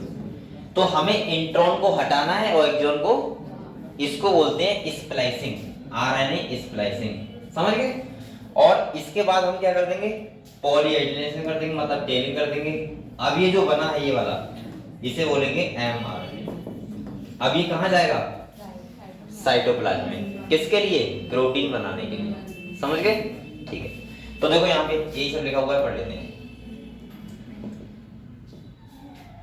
हमने कहां तक पढ़ लिया था, ये पढ़ लिया था ना। अब यहाँ पे देखो इन यूकैरियोट्स, हाँ यहाँ देखो बेटा, ये कितना इंपॉर्टेंट लाइन लिखा हुआ है, देखते हैं।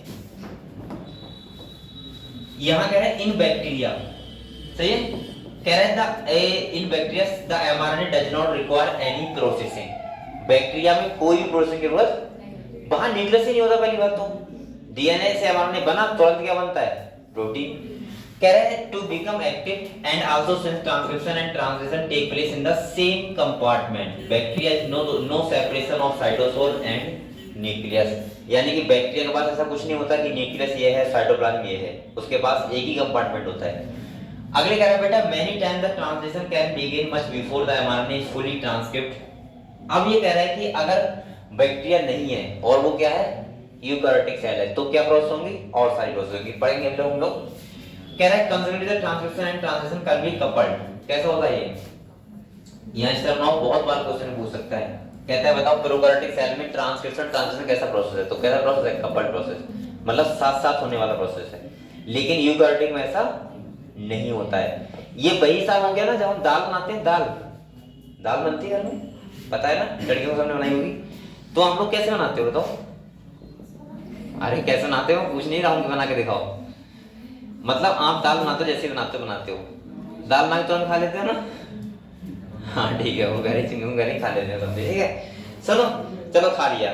लेकिन एक प्रोसेस और भी तो होता है कभी कभी, दाल बनाने के बाद उसमें क्या लगता है, छौंका भी तो लगता है, वो नहीं लगाते हो? ज्यादा भूख लगी तो ऐसे भी खा सकते हो, कोई दिक्कत नहीं है। तो प्रोकार्योटिक में तो ऐसे ही खा ली जाती है, लेकिन यूकार्योटिक में क्या लगता है, कैसे लगता है? प्याज व्याज काटते हो, प्याज काटते हो, टमाटर का भूख तो नहीं लग रही किसी को यहाँ पे? कहीं भूख नहीं लगेगी कि सर ने क्या एक्सप्लेन कर दिया। प्याज काटते हैं, टमाटर काटते हैं ना, उसमें फिर तेल में मिलाते हैं, फिर हल्के से जीरा भी देते हैं, हाँ सही कह रही हो। और उसके बाद क्या करते हैं, गरम करते हैं ना करछुली को, और उसके बाद दाल में एकदम लगा के मस्त एकदम। तो वो जो हमने किया काटा काटी की, तो वही तो कर रहे हैं स्प्लाइसिंग, समझ गए? तो ये किसमें होता है, यूकैरियोटिक सेल में। अब देखो बेटा कह रहा है इन यूकैरियोट्स, देखो कह रहा है in eukaryotes there are two additional complexity. पहला कह रहा है बेटा, अब सुन लो क्या क्या एक्स्ट्रा हो रहा है। आप लोग बताओ, वहां पे rRNA, tRNA, mRNA single RNA polymer बनाए थे प्रोकार्योटिक में, लेकिन यहाँ अलग अलग काम करता है, ये भी इंपॉर्टेंट है। देखो कह रहा है there are at least 3 RNA polymerase होते हैं यहाँ पे न्यूक्लियस में, हमारे पास कितने होते हैं, 3 आरएनए पॉलीमरेज। कह रहा है to the RNA polymerase found in the organelles there is a clear cut division of labour the RNA polymerase first. ध्यान रखना, जो पहला आरएनए पॉलीमरेज होता है वो क्या बनाता है, आरआरएनए, क्या बनाता है। और कह रहा है बेटा, ये क्वेश्चन कभी पूछ सकता है, नहीं में ध्यान रखना, आरआरएनए, और कह रहा है ये 28 से 18, समझ रहे हो क्या होते हैं ये, of 5.8s। Where is the RNA polymerase third क्या बनाता है, टीआरएनए, क्या बनाता है, और साथ में 5 एसआरआरएनए और क्या बनाता है, एसएनआरएनए। और कह रहा है बेटा आरएनए पॉलीमरेज सेकंड जो होता है वो क्या बनाता है, एमआरएनए, और इसको बोल सकते हैं हम एचएनआरएनए। अब आपको याद कैसे रखना है, सुनो, बोलो मत। सबसे पहले कोई भी प्रोटीन हमें बनाना है तो सबसे पहले हमारे माइंड में आएगा कि हम राइबोसोम को लेके आए। किसको लेके आए, क्योंकि राइबोसोम वो जगह होती है जहाँ पे बनता है। तो पहले मतलब आरएनए पॉलीमरेज फर्स्ट क्या करता है, आरआरएनए बनाता है, ऐसे ध्यान रखना। फिर तुम क्या करोगे, एमआरएनए को लेके आओगे, क्योंकि एमआरएनए तो कोड लेके आएगा। तो आरएनए पॉलीमरेज सेकंड क्या बनाता है, एमआरएनए यानी कि एचएनआरएनए। और आरएनए तीसरे नंबर पे क्या होगा, टीआरएनए आएगा। तो आरएनए पॉलीमरेज थर्ड क्या बनाता है, टीआरएनए। तो पहले राइबोसोम होना चाहिए, उसके बाद एमआरएनए, उसके बाद टीआरएनए। तो फर्स्ट, सेकंड और थर्ड मेन में याद रखना, बकाया भूल जाओ कोई दिक्कत नहीं, ठीक है। चलो अगले दो। सेकंड बेटा क्या कह रहे हैं, सेकंड बी बता रहा है कि प्रोकार्योटिक सेल में कोई एक्स्ट्रा प्रोसेस नहीं होता है, लेकिन यहाँ पे एक्स्ट्रा प्रोसेस होता है। तो जो क्या कह रहे हैं, कह रहे हैं the second complexity is that the primary transcript contain both the exon and देखो एक बात और ध्यान रखना बेटा, जो डीएनए से एचएनआरएनए बना है उसको बोलते हैं प्राइमरी ट्रांसक्रिप्ट, और जब स्प्लाइसिंग हो जाती है उसको बोलते हैं सेकेंडरी ट्रांसक्रिप्ट। तो देखो कह रहा है ये पूरा पैरा बहुत इंपॉर्टेंट है। कह रहा है that the primary transcript contain both the exon and the intron and are non functional, hence it is subjected to process called splicing. इसके बाद क्या होगा इसमें, स्प्लाइसिंग। एचएनआरएनए हमेशा कैसा होता है, नॉन फंक्शनल, कैसा होता है। और कह रहा है बेटा intron are remove and exon are joined in a defined order. HnRNA undergoes additional process called capping and tailing. In capping में क्या होता है बेटा, मैंने कहा था मिथाइल गुआनोसिन ट्राइफॉस्फेट से होता है, और ए कह रहा है 5 एंड पे होता है ये, और टेलिंग में क्या होता है, बहुत सारे क्या रहेंगे, एडेनिन, सही है, और जिसको बोलते हैं पॉली एडिनाइजेशन, जो कहां होगा, 3 एंड पे। और कह रहा है बेटा template independent manner it is a fully process hnRNA now called, अब क्या बोलेंगे उसको, एमआरएनए, और that is transport out of the nucleus for translation. और इसके बाद क्या होगा, अब ये ट्रांसलेशन के लिए न्यूक्लियस से कहां जाएगा, साइटोप्लाज्म। कह रहा है significance of such complexity is now beginning to be understood. The split gene arrangement represent probably an ancient feature of the genome. The presence of intron is emission of antibody and the process of splicing represent the dominance of RNA but in recent time. ये कहना चाह रहा है कि अगर जो हम लोग सोचे कि इंट्रॉन क्यों है, एक्सॉनी क्यों नहीं है, तो ये एक हम इसे समझा नहीं सकते, साइंटिस्ट को नहीं समझा पाए थे, क्योंकि एक बहुत बड़ा प्रोसेस होता है, क्योंकि डीएनए को रीड करना क्यों है क्यों नहीं है बहुत छोटा काम नहीं है, ठीक है। तो इसको हम मानते हैं कि है तो है, बात खत्म। अब आरएनए स्प्लाइसिंग हो रहा है। इसके बाद RNA dependent process in the living system, और कह रहे हैं हैव एज्यूम मोर इंपॉर्टेंस। तो ये बताओ सब बच्चे आज ट्रांसलेशन समझ गए, पहले ट्रांसलेशन यूनिट ध्यान रखना, उसके बाद आप लोग याद रखना क्या, अरे इनिशिएशन इलोंगेशन टर्मिनेशन। कौन सा एंजाइम था? RNA polymerase, sigma factor, rho factor याद रखना। इसके बाद आपको याद रखना है कि क्या होता है, अगर प्रोकार्योटिक सेल है तो डायरेक्ट क्या बनेगा, एक ही आरएनए पॉलीमरेज तीनों टाइप के क्या बना देगा, आरआरएनए, एमआरएनए और टीआरएनए बना देगा। लेकिन यूकारियोटिक में क्या होता है, दो चीजें अलग होती हैं। पहला अलग होता है RNA polymerase first, second, third. First बनाता है क्या, आरआरएनए, सेकंड एमआरएनए और थर्ड टीआरएनए। और दूसरा प्रोसेस एक्स्ट्रा होता है आरएनए स्प्लाइसिंग, जो कैपिंग टेलिंग होती है। एक्स्ट्रा प्रोसेस जो किसमें होती है, यूकैरियोटिक में। मुझे लग रहा है कि यहां तक हम पल्ले पड़ गए सब बच्चों को। अभी तक क्या हुआ है, देखो डीएनए से हमने डीएनए बना लिया कैसे बनता है, और हम लोगों ने डीएनए से एमआरएनए बना लिया कि कैसे बनता है। अब आप लोग बताओ, एक फिल्म की तरह तैयार करो बिल्कुल, जैसे मूवी नहीं होती है कि पहले क्या होता है बाद में क्या होता है, ध्यान रखना है ना। जैसे कुछ लोग ज्ञाता लोग होते हैं ना, पहले की मूवी देख लेते हैं तो बात बता देते हैं इसमें ये होगा, है ना। और ये पहले हम देखोगे एक बहुत चीज चलती थी, जैसे हम देखो मूवी लगी तो कुछ लोग कहते हैं लास्ट का सीन दिखाते, उन्हें पता नहीं लास्ट में क्या मजा आता था। हाँ, ऐसे उन्होंने बहुत लोग देखे नहीं थे कि मूवी चल रही तो उसमें कहते लास्ट का सीन दिखाते उसमें मजा आ जाएगा, उस लास्ट वो लास्ट के समझ जाते हैं क्या चला होगा। तो ये सब चीजें थी। और बेटा मैं ऐसे हो सकता हूँ कि कहीं ना कहीं एक मूवी चल रही है, आपको सब समझना है। अब आप लोग एक कहानी समझो मेरी, फिर हम लोग समझते हैं जेनेटिक कोड क्या है। देखो मूवी देखना है, यहाँ कोई लुलू वाले क्या है, वो है तो कुछ बना होगा, क्या बोलते हैं उसको, क्या है जहाँ मूवी चलती है यहाँ पहले, वो वहाँ उस वाले रोड पे आसाम पे रह सकते, अच्छा बीसलपुर रोड। हाँ क्या है वो है सर एक महाराज कुछ है, छोटू महाराज। अच्छा अच्छा, वहाँ मूवी चलती है, चले जाके वो क्या कर सिनेमा। चलो देखते हैं बेटा। हैं छोटू महाराज है, वो स्वामी मोम्स प्राइवेट स्कूल है। हाँ सही कह रहे हैं। हालांकि मैं गया नहीं कभी मूवी देखने, इंटरेस्ट नहीं है। बॉर्डर मूवी आएगी तो देखने जाऊंगा एक बार। बॉर्डर 2 आ रही है ना, वो बॉर्डर मूवी इतनी अच्छी है तो बॉर्डर 2 हो सकता है बहुत अच्छी हो। बॉर्डर मूवी मुझे लग रहा है यहाँ सबने देखी होगी, तुम बैठे हैं यहाँ हैं, देखना बहुत अच्छी है। और दूसरा क्या है, कुछ मूवी ऐसी होती है देखनी चाहिए। अब ये मत देखना दीवानी दीवानी से दीवानी क्या है वो हो जाएगी। अरे कौन सी थी, दीवानी से दीवानी क्या थी, हाँ दीवाने, मैं सोच रहा हूँ दीवाने के हैवानियत, चलो ठीक है यहाँ देखो। तो ये मत देखना, लेकिन कुछ ऐसी होती है लगता है देख लो एक बार। जैसे एक मूवी है, मैं आपको बता रहा हूँ, आज एक कोई बच्चा मुझसे पूछ रहा था ना वहाँ पे, तो मुझे एक उसे समझाना था कि कैसे हम किसी चीजों से निकल सकते हैं। बहुत सारी चीजें ऐसी होती है ना जहाँ पे हम बहुत घिर जाते हैं। ऐसा नहीं कि किसी के बंधन में गए, ये अच्छा काम है, ठीक है। मैं ये बता रहा हूँ कि हम कभी कभी ऐसी चीजों से घिर जाते हैं, जैसे मान लिया कोई ड्रग्स में आ गया, ड्रग्स इनसे भी निकल सकता है बड़े आराम से। जैसे एक मूवी आप देखना संजू, देखिए आप लोगों ने, संजय दत्त की मूवी है, और उसमें संजय दत्त की बायोग्राफी दिखाई पूरी कि उसने कैसे कैसे किया है। बेटा अगर आप लोग ये समझते हो कि संजय दत्त के पापा बहुत अमीर थे तो क्यों अमीर नहीं बनता, तो बेटा एक्टिंग की दुनिया में अमीर गरीब से कोई मतलब नहीं होता है, वहां परफॉर्मेंस दिखाई जाती है और डिसाइड आप लोग करते हो कि किसकी मूवी को हिट करना है, किसकी मूवी को फ्लॉप करना है। पहली बात मैं समझा दूं, जैसे आपको लग रहा है कि संजय दत्त के पापा अमीर थे तो वो क्यों नहीं अमीर बनता, यहाँ अमीरी की बात नहीं हो रही, यहाँ हो रही दिलों पे राज करने की बात, और वो संजय दत्त ने किया है। आपको मैं थोड़ा बता दूं, वो इतना बड़ा ड्रग्स वाला आदमी था, जब उसके फादर ने इनिशियल स्टेज पे मूवी का उसे डेब्यू करवाया था, तो ऐसा सुना जाता है, उस मूवी में दिखाया गया पूरा। संजय दत्त की बता रहा हूँ, संजय दत्त की, जो तुम बहुत तुम्हारा फेवरेट होगा बहुत लोगों का, नायक नहीं खलनायक हूँ मैं, मूवी देखी हमने तो खलनायक, तो कहीं ना कहीं उसकी बहुत अच्छी मूवी है, बहुत अच्छी मूवी है। तो सुनो सुन लो थोड़ी कहानी सुन लो।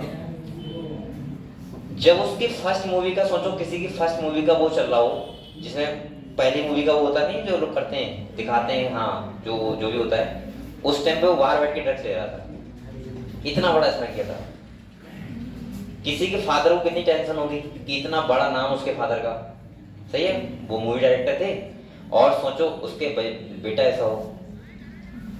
ऐसा उसमें दिखाते हैं कि जब उसको एक जगह थी यहाँ छुड़वाने के लिए, वो होते नहीं हेल्थ सेंटर होते हैं जहाँ ड्रग्स छुड़वाया जाता है, तो उन्होंने उसे वो दिया था कि तुमने कौन कौन से ड्रग्स दिए हैं, तो उसने एक भी सिंगल नहीं था तो ना किया हो।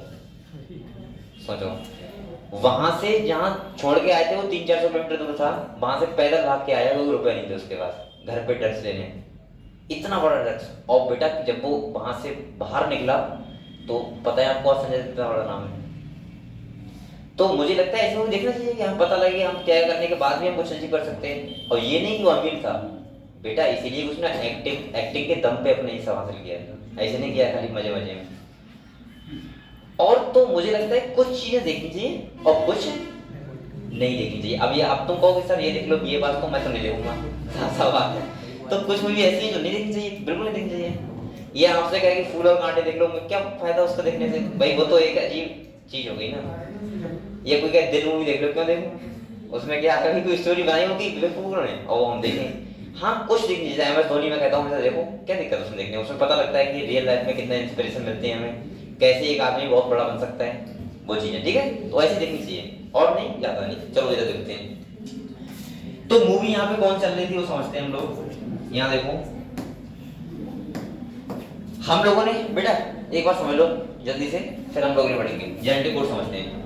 बोलो मत कोई बच्चा, ये सेल है, क्या है ये सेल है।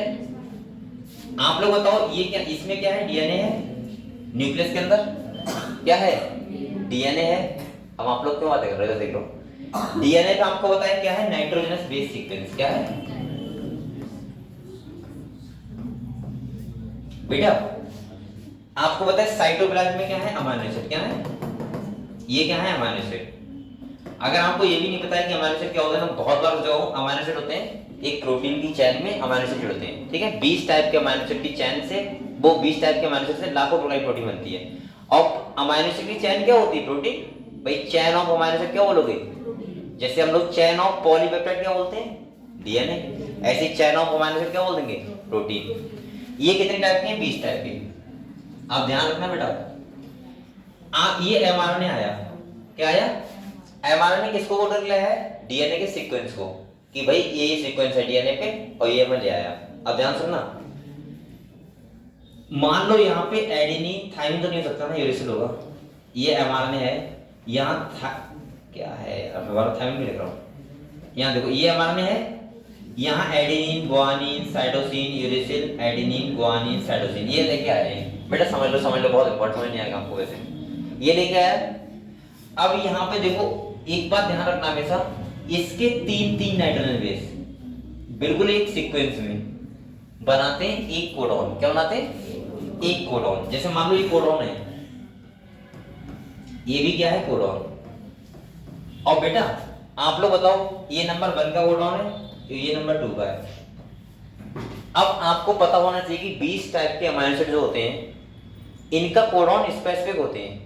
जैसे कोई अमीनो एसिड ए मिथ्योनिन है तो उसके लिए AUG होना ही चाहिए इसमें, जब तक नहीं होगा तब तक मिथ्योनिन पॉलीपेप्टाइड में वो अमीनो एसिड चेन में नहीं जुड़ेगा।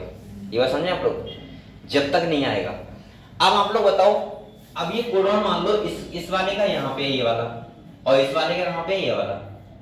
अब लोग होता क्या है, ये राइबोसोम है, ये एमआरएनए यहाँ पे आएगा और यहाँ रीड किया जाएगा। और जब ये यहाँ रीड किया जाएगा तो सबसे पहले नंबर पे बताओ टीआरएनए किसको लेके आएगा। अगर ये वाला कोड इससे हो रहा है तो ये सबसे पहले इसको लेके आएगा और चेन में जोड़ देगा। दूसरे नंबर पे किसको लेके आएगा, इसको लेके आएगा। और क्या बन गया, ये प्रोटीन बन गया। अगर मान लो मैं इसका जी की जगह सी लगा दूं, अब बताओ ये कोडॉन चेंज हो गया, और कोडॉन चेंज हो गया तो क्या ये आ पाएगा, नहीं। अब इससे दूसरा कोई अमीनो एसिड कोड हो रहा होगा।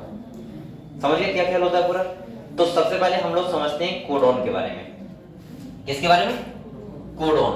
कोडॉन किस पे होते हैं, एमआरएनए पे, जो क्या करते हैं, किसी भी प्रोटीन को कोड करते हैं। समझ गए, किसी भी अमीनो एसिड को कोड करते हैं और बनाते क्या है, प्रोटीन। यहां तक क्लियर से बच्चों को। अब देखो यहाँ पे क्या है, देखो बेटा ये सबसे पहले डीएनए, उसके बाद क्या बना, एमआरएनए। एमआरएनए पे क्या होते हैं, कोडॉन।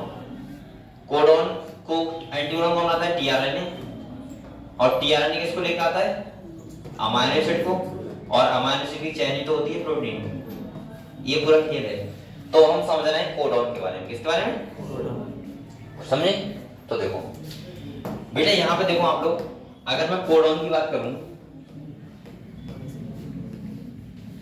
तो मैं ऐसे बता सकता हूं कोडॉन के बारे में पहली बात तो कोडॉन हमेशा ट्रिपलेट होते हैं। कैसे होते हैं?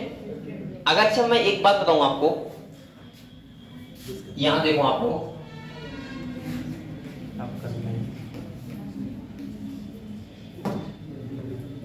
इसके नहीं, ये तो इसके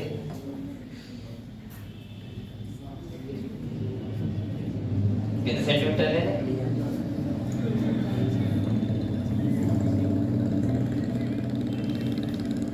चार बनाने यानी 5 चौक 20। अरे यार 6 चौक 24 ना, 24 कर लेना। चलो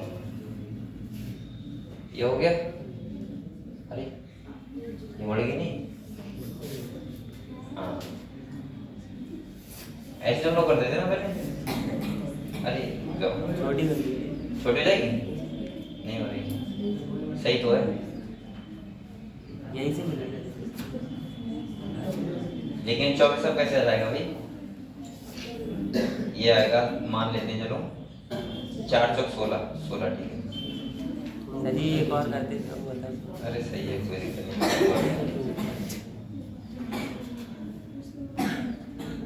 इसका भी 16 कहाँ तक आएगा वो ध्यान रखना है ना।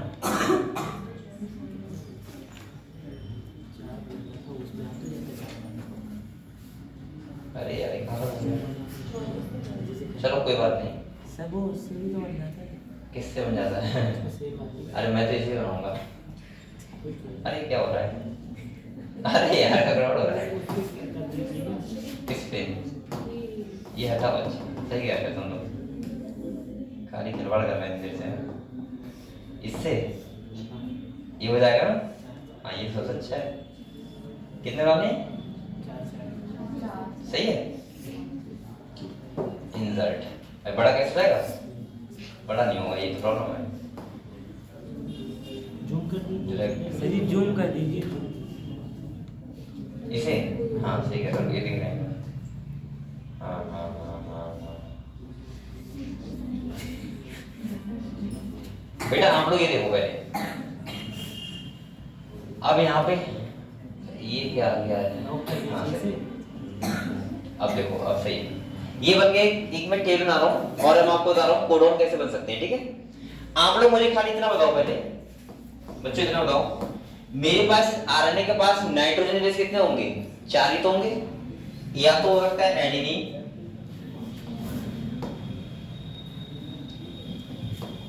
क्या हो सकता है? एडेनिन, या हो सकता है यूरेसिल, या हो सकता है जी, या हो सकता है सी। ये जो 4 होते हैं।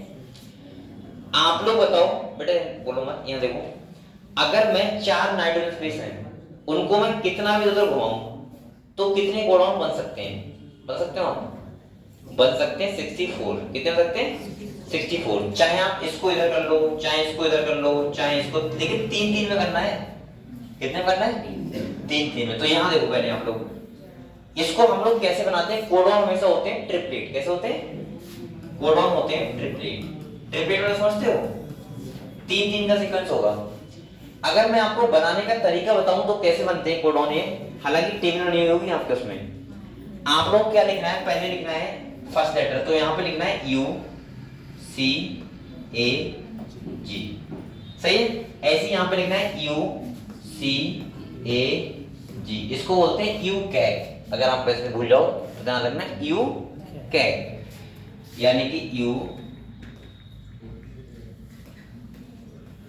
कैग। ठीक है, ये हो गया तुम्हारा फर्स्ट लेटर। ये वाला कौन सा लेटर है? First letter. और ये वाला है तुम्हारा जो ये कौन सा है? Second letter. और यहाँ आपको पता है कैसे लिखना है? इधर वाले, इधर साइड है U C A G, U C A G, you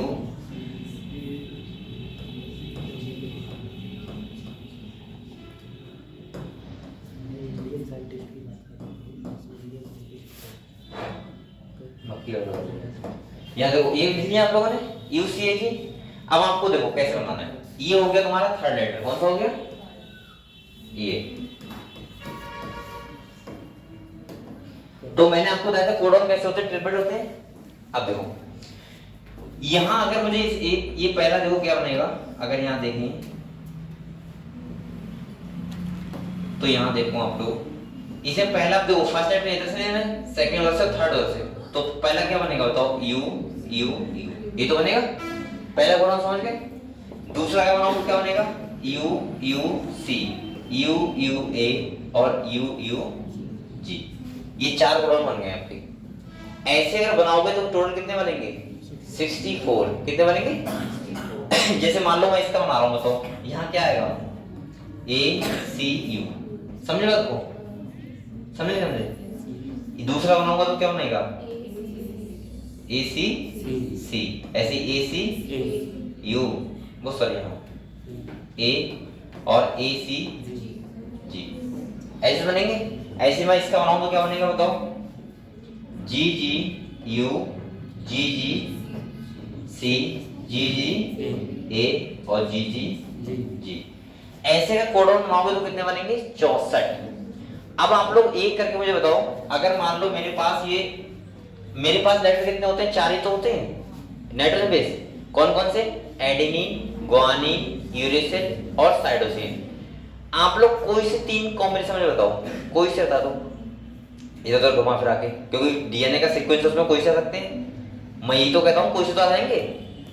जैसे मैंने कोई सा सीक्वेंस लिख दिया, उसमें 3 कोई तो लोगे, बताओ कोई बच्चा बताओ मुझे, बताओ, अरे कोई सीक्वेंस बता दो 3 का, मैं अरे कोई तो बोलो भाई, नहीं समझ पा रहा मैं क्या पूछ रहा हूँ। एडेनिन, गुआनिन, साइटोसिन, यूरेसिल, ये 4 नाइट्रोजन बेस होते हैं आयन पे। तो डीएनए के उसमें कोई सीक्वेंस होता है ना, कोई सा हो सकता है, मैंने अभी तक बताया तो नहीं ये वाला सीक्वेंस होगा। तो आप मुझे इसका कोई सा कॉम्बिनेशन बता दो 3 का, मैं आपको कोड बता दूंगा अभी कहाँ होगा, यू ए जी। तो देखो यहाँ कौन सा होगा, ए यू ए, ये वाला यू ए जी है। देखो यू ये फर्स्ट लेटर ये है, सेकंड लेटर ये है और जी वो है, ठीक है। और कोई अच्छा बताओ, कोई सा कॉम्बिनेशन कर सकते हो, तभी तो मैं कह रहा हूं खाली 64 ही बनेंगे हैं। जी सी यू, तो देखो जी जी सी यू, ये पहला होगा, बन गया। G A first letter, C second letter, third U letter हैं, सी जी ए, तो बेटा सी ए है और जी ए है और ये है सी जी ए, समझ गए। फर्स्ट लेटर, सेकंड वो, थर्ड, हाँ बताओ, ए सी यू, तो ए ओ सॉरी यहाँ से ए सी, ये बना हुआ है, ये है देखो ए सी यू। तो कोई सा कॉम्बिनेशन बनाओगे हमेशा बन जाएंगे 64। तो टोटल कितने कोडॉन होते हैं बेटा, 64। और ये 60, अब देखो ये कोडॉन ऐसे नहीं कि मैं अपना दिखा रहा हूँ खाली, दुनिया में जो भी लिविंग है सब में इतनी कोडॉन होते हैं। क्योंकि बेटा आप लोग समझदार हो, 4 नाइट्रोजनस बेस का कोई सा कॉम्बिनेशन बताओ मुझे, ये 64 में मिलेगा। तभी तो मैं कहता हूँ कितना यूनिक चीज हम लोग पढ़ रहे हैं कि कोई भी प्रोटीन बनेगा वो इनसे ही बनेगा खाली बस। दुनिया में जो भी प्रोटीन बनेगा, बैक्टीरिया हो या वायरस, तो मेटाबॉलिज्म करता ही नहीं है। प्लांट हुए चाहे कोई एनिमल हुआ, हाथी चूहा मक्खी मच्छर जो भी हुए, सब में गुण तो यही होंगे। बस इतना अंतर होगा किसमें नाइट्रोजन ज्यादा है और किसमें कम है। जिसमें कम है उसमें प्रोटीन कम टाइप के बनेंगे, जिसमें ज्यादा है प्रोटीन ज्यादा टाइप के बनेंगे। अब मैं एक और नुकता और बताऊं। पहली बात, ये कोडॉन हमेशा यूनिवर्सल होते हैं। यूनिवर्सल का मतलब दुनिया में हर किसी में ही कोडॉन है। दूसरा सुनो, ये भी बात बिल्कुल ठीक है बेटा, सोचो आप लोग कि 64 कोडॉन से कितने अमीनो एसिड होते हैं, 20, बल्कि 64 से नहीं होते, 61 से होते हैं। 3 यहाँ पे होते हैं स्टॉप कोडॉन। कैसे होते हैं? तो बेटा यहाँ बोल सकता हूँ कि 61 कोडॉन से कितने अमीनो एसिड होते हैं, 120। और ये भी बेटा मैं आपको बताऊं 20 जो अमीनो एसिड का नाम बताता हूं आपको, जैसे starting, lysine, arginine, proline, valine, सही है, ल्यूसीन, लाइसिन, आइसोल्यूसिन, मैं नाम बताए थे आपको 20। अब सुनो दूसरी बात, ये भी बात मैं ह्यूमन के लिए नहीं कर रहा हूं, ये भी धरती पे सब पे अप्लाई होती है। अगर AUG कोडॉन से, अब जैसे AUG कौन सा बार मैं बार-बार इसका नाम लेता हूं, क्यों लेता हूं ये बताऊंगा। AUG ये बैठ रहा है, ये तो बैठ रहा है, ये कोडॉन है। इससे मान लो कोड हो रहा है मिथ्योनिन। क्या कोड हो रहा है? ये मिथ्योनिन क्या है, अमीनो एसिड है। तो ऐसा नहीं मिथ्योनिन हम में हो रहा है, सब में हो रहा है, जितने भी यहाँ एनिमल है। अब आपको समझ में आ गया होगा डीएनए ये बेस ही तो है, डीएनए का नाइट्रोजन बेस। अब आपको अगर आप लोग थोड़े दिमाग कर रहा हूँ समझ गए होंगे कि डीएनए में क्या डिफरेंस है, बताओ सबके डीएनए में हमें खाली नाइट्रोजनस बेस सीक्वेंस का डिफरेंस है। अब आप लोग बताओ बेटा, एक बात सुनो आप लोग, देखो म्यूटेशन आपको सुनाओ यहाँ पे। म्यूटेशन क्या था, यहाँ देखो ये बोलो मत कोई भी, यहाँ देखो अगर एयूजी है, अब मैं म्यूटेशन सुनाऊं आपको, एयूजी से क्या कोड हो रहा है मिथ्योनिन। मैंने मान लिया जी की जगह खाली एक चेंज कर रहा हूँ, खाली एक बस, और सोचो कितनी एक्यूरेसी होती है कि 3 बिलियन नाइट्रोजन बेस होते हैं ऐसे, और उससे कितने कोडॉन है, खाली 64। अब देखो मैं जी की जगह क्या लगा दूं, बताओ आप लोग, ए लगा दूं, ए लगा दिया। अब बताओ ये कोडॉन चेंज नहीं होगा क्या? अब ये कोडॉन यहां नहीं बनेगा, ये कहां बनेगा, ए जी ए यहां बनेगा, सोचो हो गया चेंज। अब ये यहां का नहीं रहा, अब ये मिथाइल कोड नहीं करेगा, अब ये किसी दूसरे कोड करेगा, और एक अमाइनो एसिड चेंज होने से पूरा प्रोटीन चेंज हो जाएगा। ये वही हिसाब है जैसे मान लो वीरपाल का नाम वीरपाल है, ठीक है, और वीरपाल से आर हटा दो तो किसका नाम बचेगा, बीपाल का नहीं क्या दूसरे का नाम बन जाएगा। मतलब एक लेटर आने से हमारे जैसे कार लिखते हैं, कार में आर आता है, आर हटा दो का कार बचेगा नहीं ना। तो ऐसे ही प्रोटीन में अगर एक अमाइनो एसिड हटा दिया तो पूरा प्रोटीन चेंज हो जाएगा, और एक अमाइनो एसिड कब हटेगा, जब एक नाइट्रोजनस बेस हट जाए। खाली एक बेस की कहानी है बस। और सोचो ऐसे 3 बिलियन बेसिस है हमारे पास, 3 बिलियन, 1 बिलियन नहीं, 1 बिलियन में होते हैं 1000 मिलियन। पहले काउंट भी तो करो, गधो काउंट नहीं कर पाओगे। और सोचो कितना बड़ा खेल चल रहा है ये, और हमारे इतने मिला के हमारे बॉडी में क्या बन रही है, प्रोटीन बन रही है। और टोटल कोडॉन कितने बन रहे हैं, 64 प्लस। ट्रिपलेट कोडॉन होते हैं, यूनिवर्सल होते हैं। और एक बात और सुनो, जो कोडॉन हमारे होते हैं, जो हमारे में जो कोड करते हैं वही हर किसी में करते हैं। ऐसा नहीं कि हाथी बंदर में अलग अलग कर रहा होगा, क्योंकि हमारे एंसेस्टर सब सेम ही है। वो तो खाली सीक्वेंस अलग है डीएनए का बस, उनमें थोड़ा सा म्यूटेशन अलग हो गया, हमें म्यूटेशन अलग हो गया। अब आप लोग सोचो ये म्यूटेशन क्या होता है बेटा। म्यूटेशन ये होता है जैसे मान लिया हमारे सब एंसेस्टर सेम है, सब एंसेस्टर सेम है, तो कहीं ना कहीं सबके कोडॉन सेम है, इसीलिए सबके, ये भी तो एक सोचने वाली बात है, सबके अमाइनो एसिड सेम है। बस डिफरेंस क्या आया, कोई पानी में रहा तो उसका मान लिया 5 अमाइनो चेंज हो गए, ये 5 चेंज हो गए, अब उसके दूसरे प्रोटीन बनने लगे, हमारे दूसरे, और जो प्रोटीन उसके बॉडी में बन रहे हैं वो उसके हो गए, जो हमारी बॉडी में बन रहे हैं वो हमारे हैं। यही तो है बस चेंजमेंट। तो कोडॉन के बारे में कुछ अनोखी बातें क्या होने चाहिए। देखो पहला क्या बताया बेटा, आप लोग ये समझ गए कोडॉन क्या होते हैं, 64 कोडॉन। अब सुनो, बैक मर रहा सुन लो तो यहाँ देखो, बैक बैक करने लगते हो जल्दी आप लोगों को ना। ये बताओ, अब देखो यहाँ पे कहानी समझो।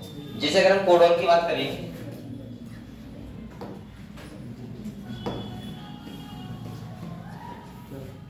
कौन फोन लगा रहा है, दिल समझाऊंगा, नाम लगाओ, हेडफोन लगाओ, किसका फोन लग रहा है, यहाँ देखो। अच्छा फोन, यहाँ देखो कोडॉन के बारे में मैंने पहले क्या बताया, एक सुन लो।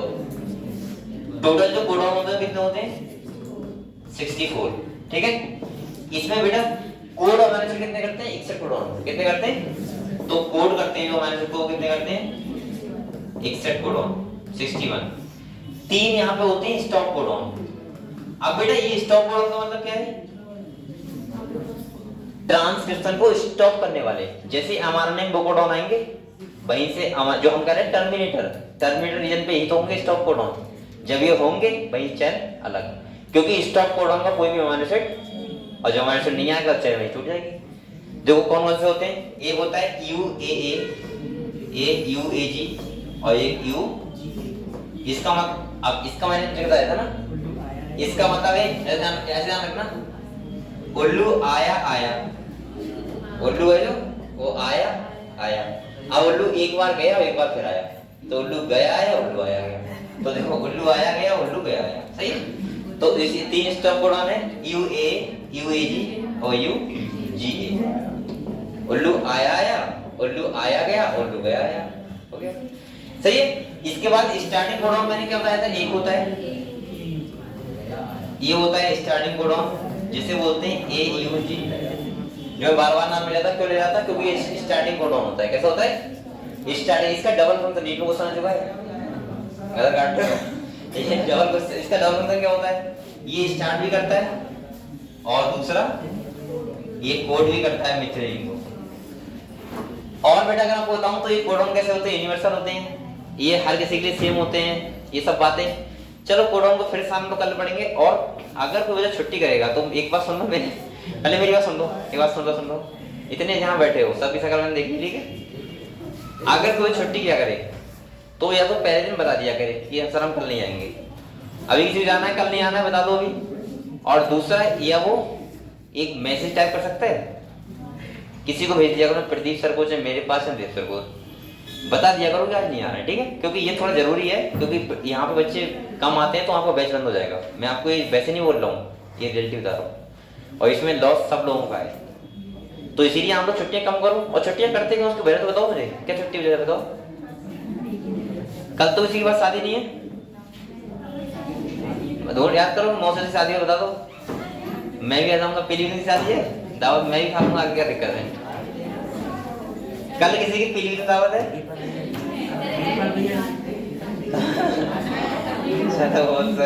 वीडियो तो कर रहे हैं सब दावत मांग रहे हैं अगर किसी की पीली की मांग रहे हैं मैं बता दिया करो ठीक है मैं भी आ जाया करूंगा चलो ठीक है बच्चों कल पढ़ते हैं।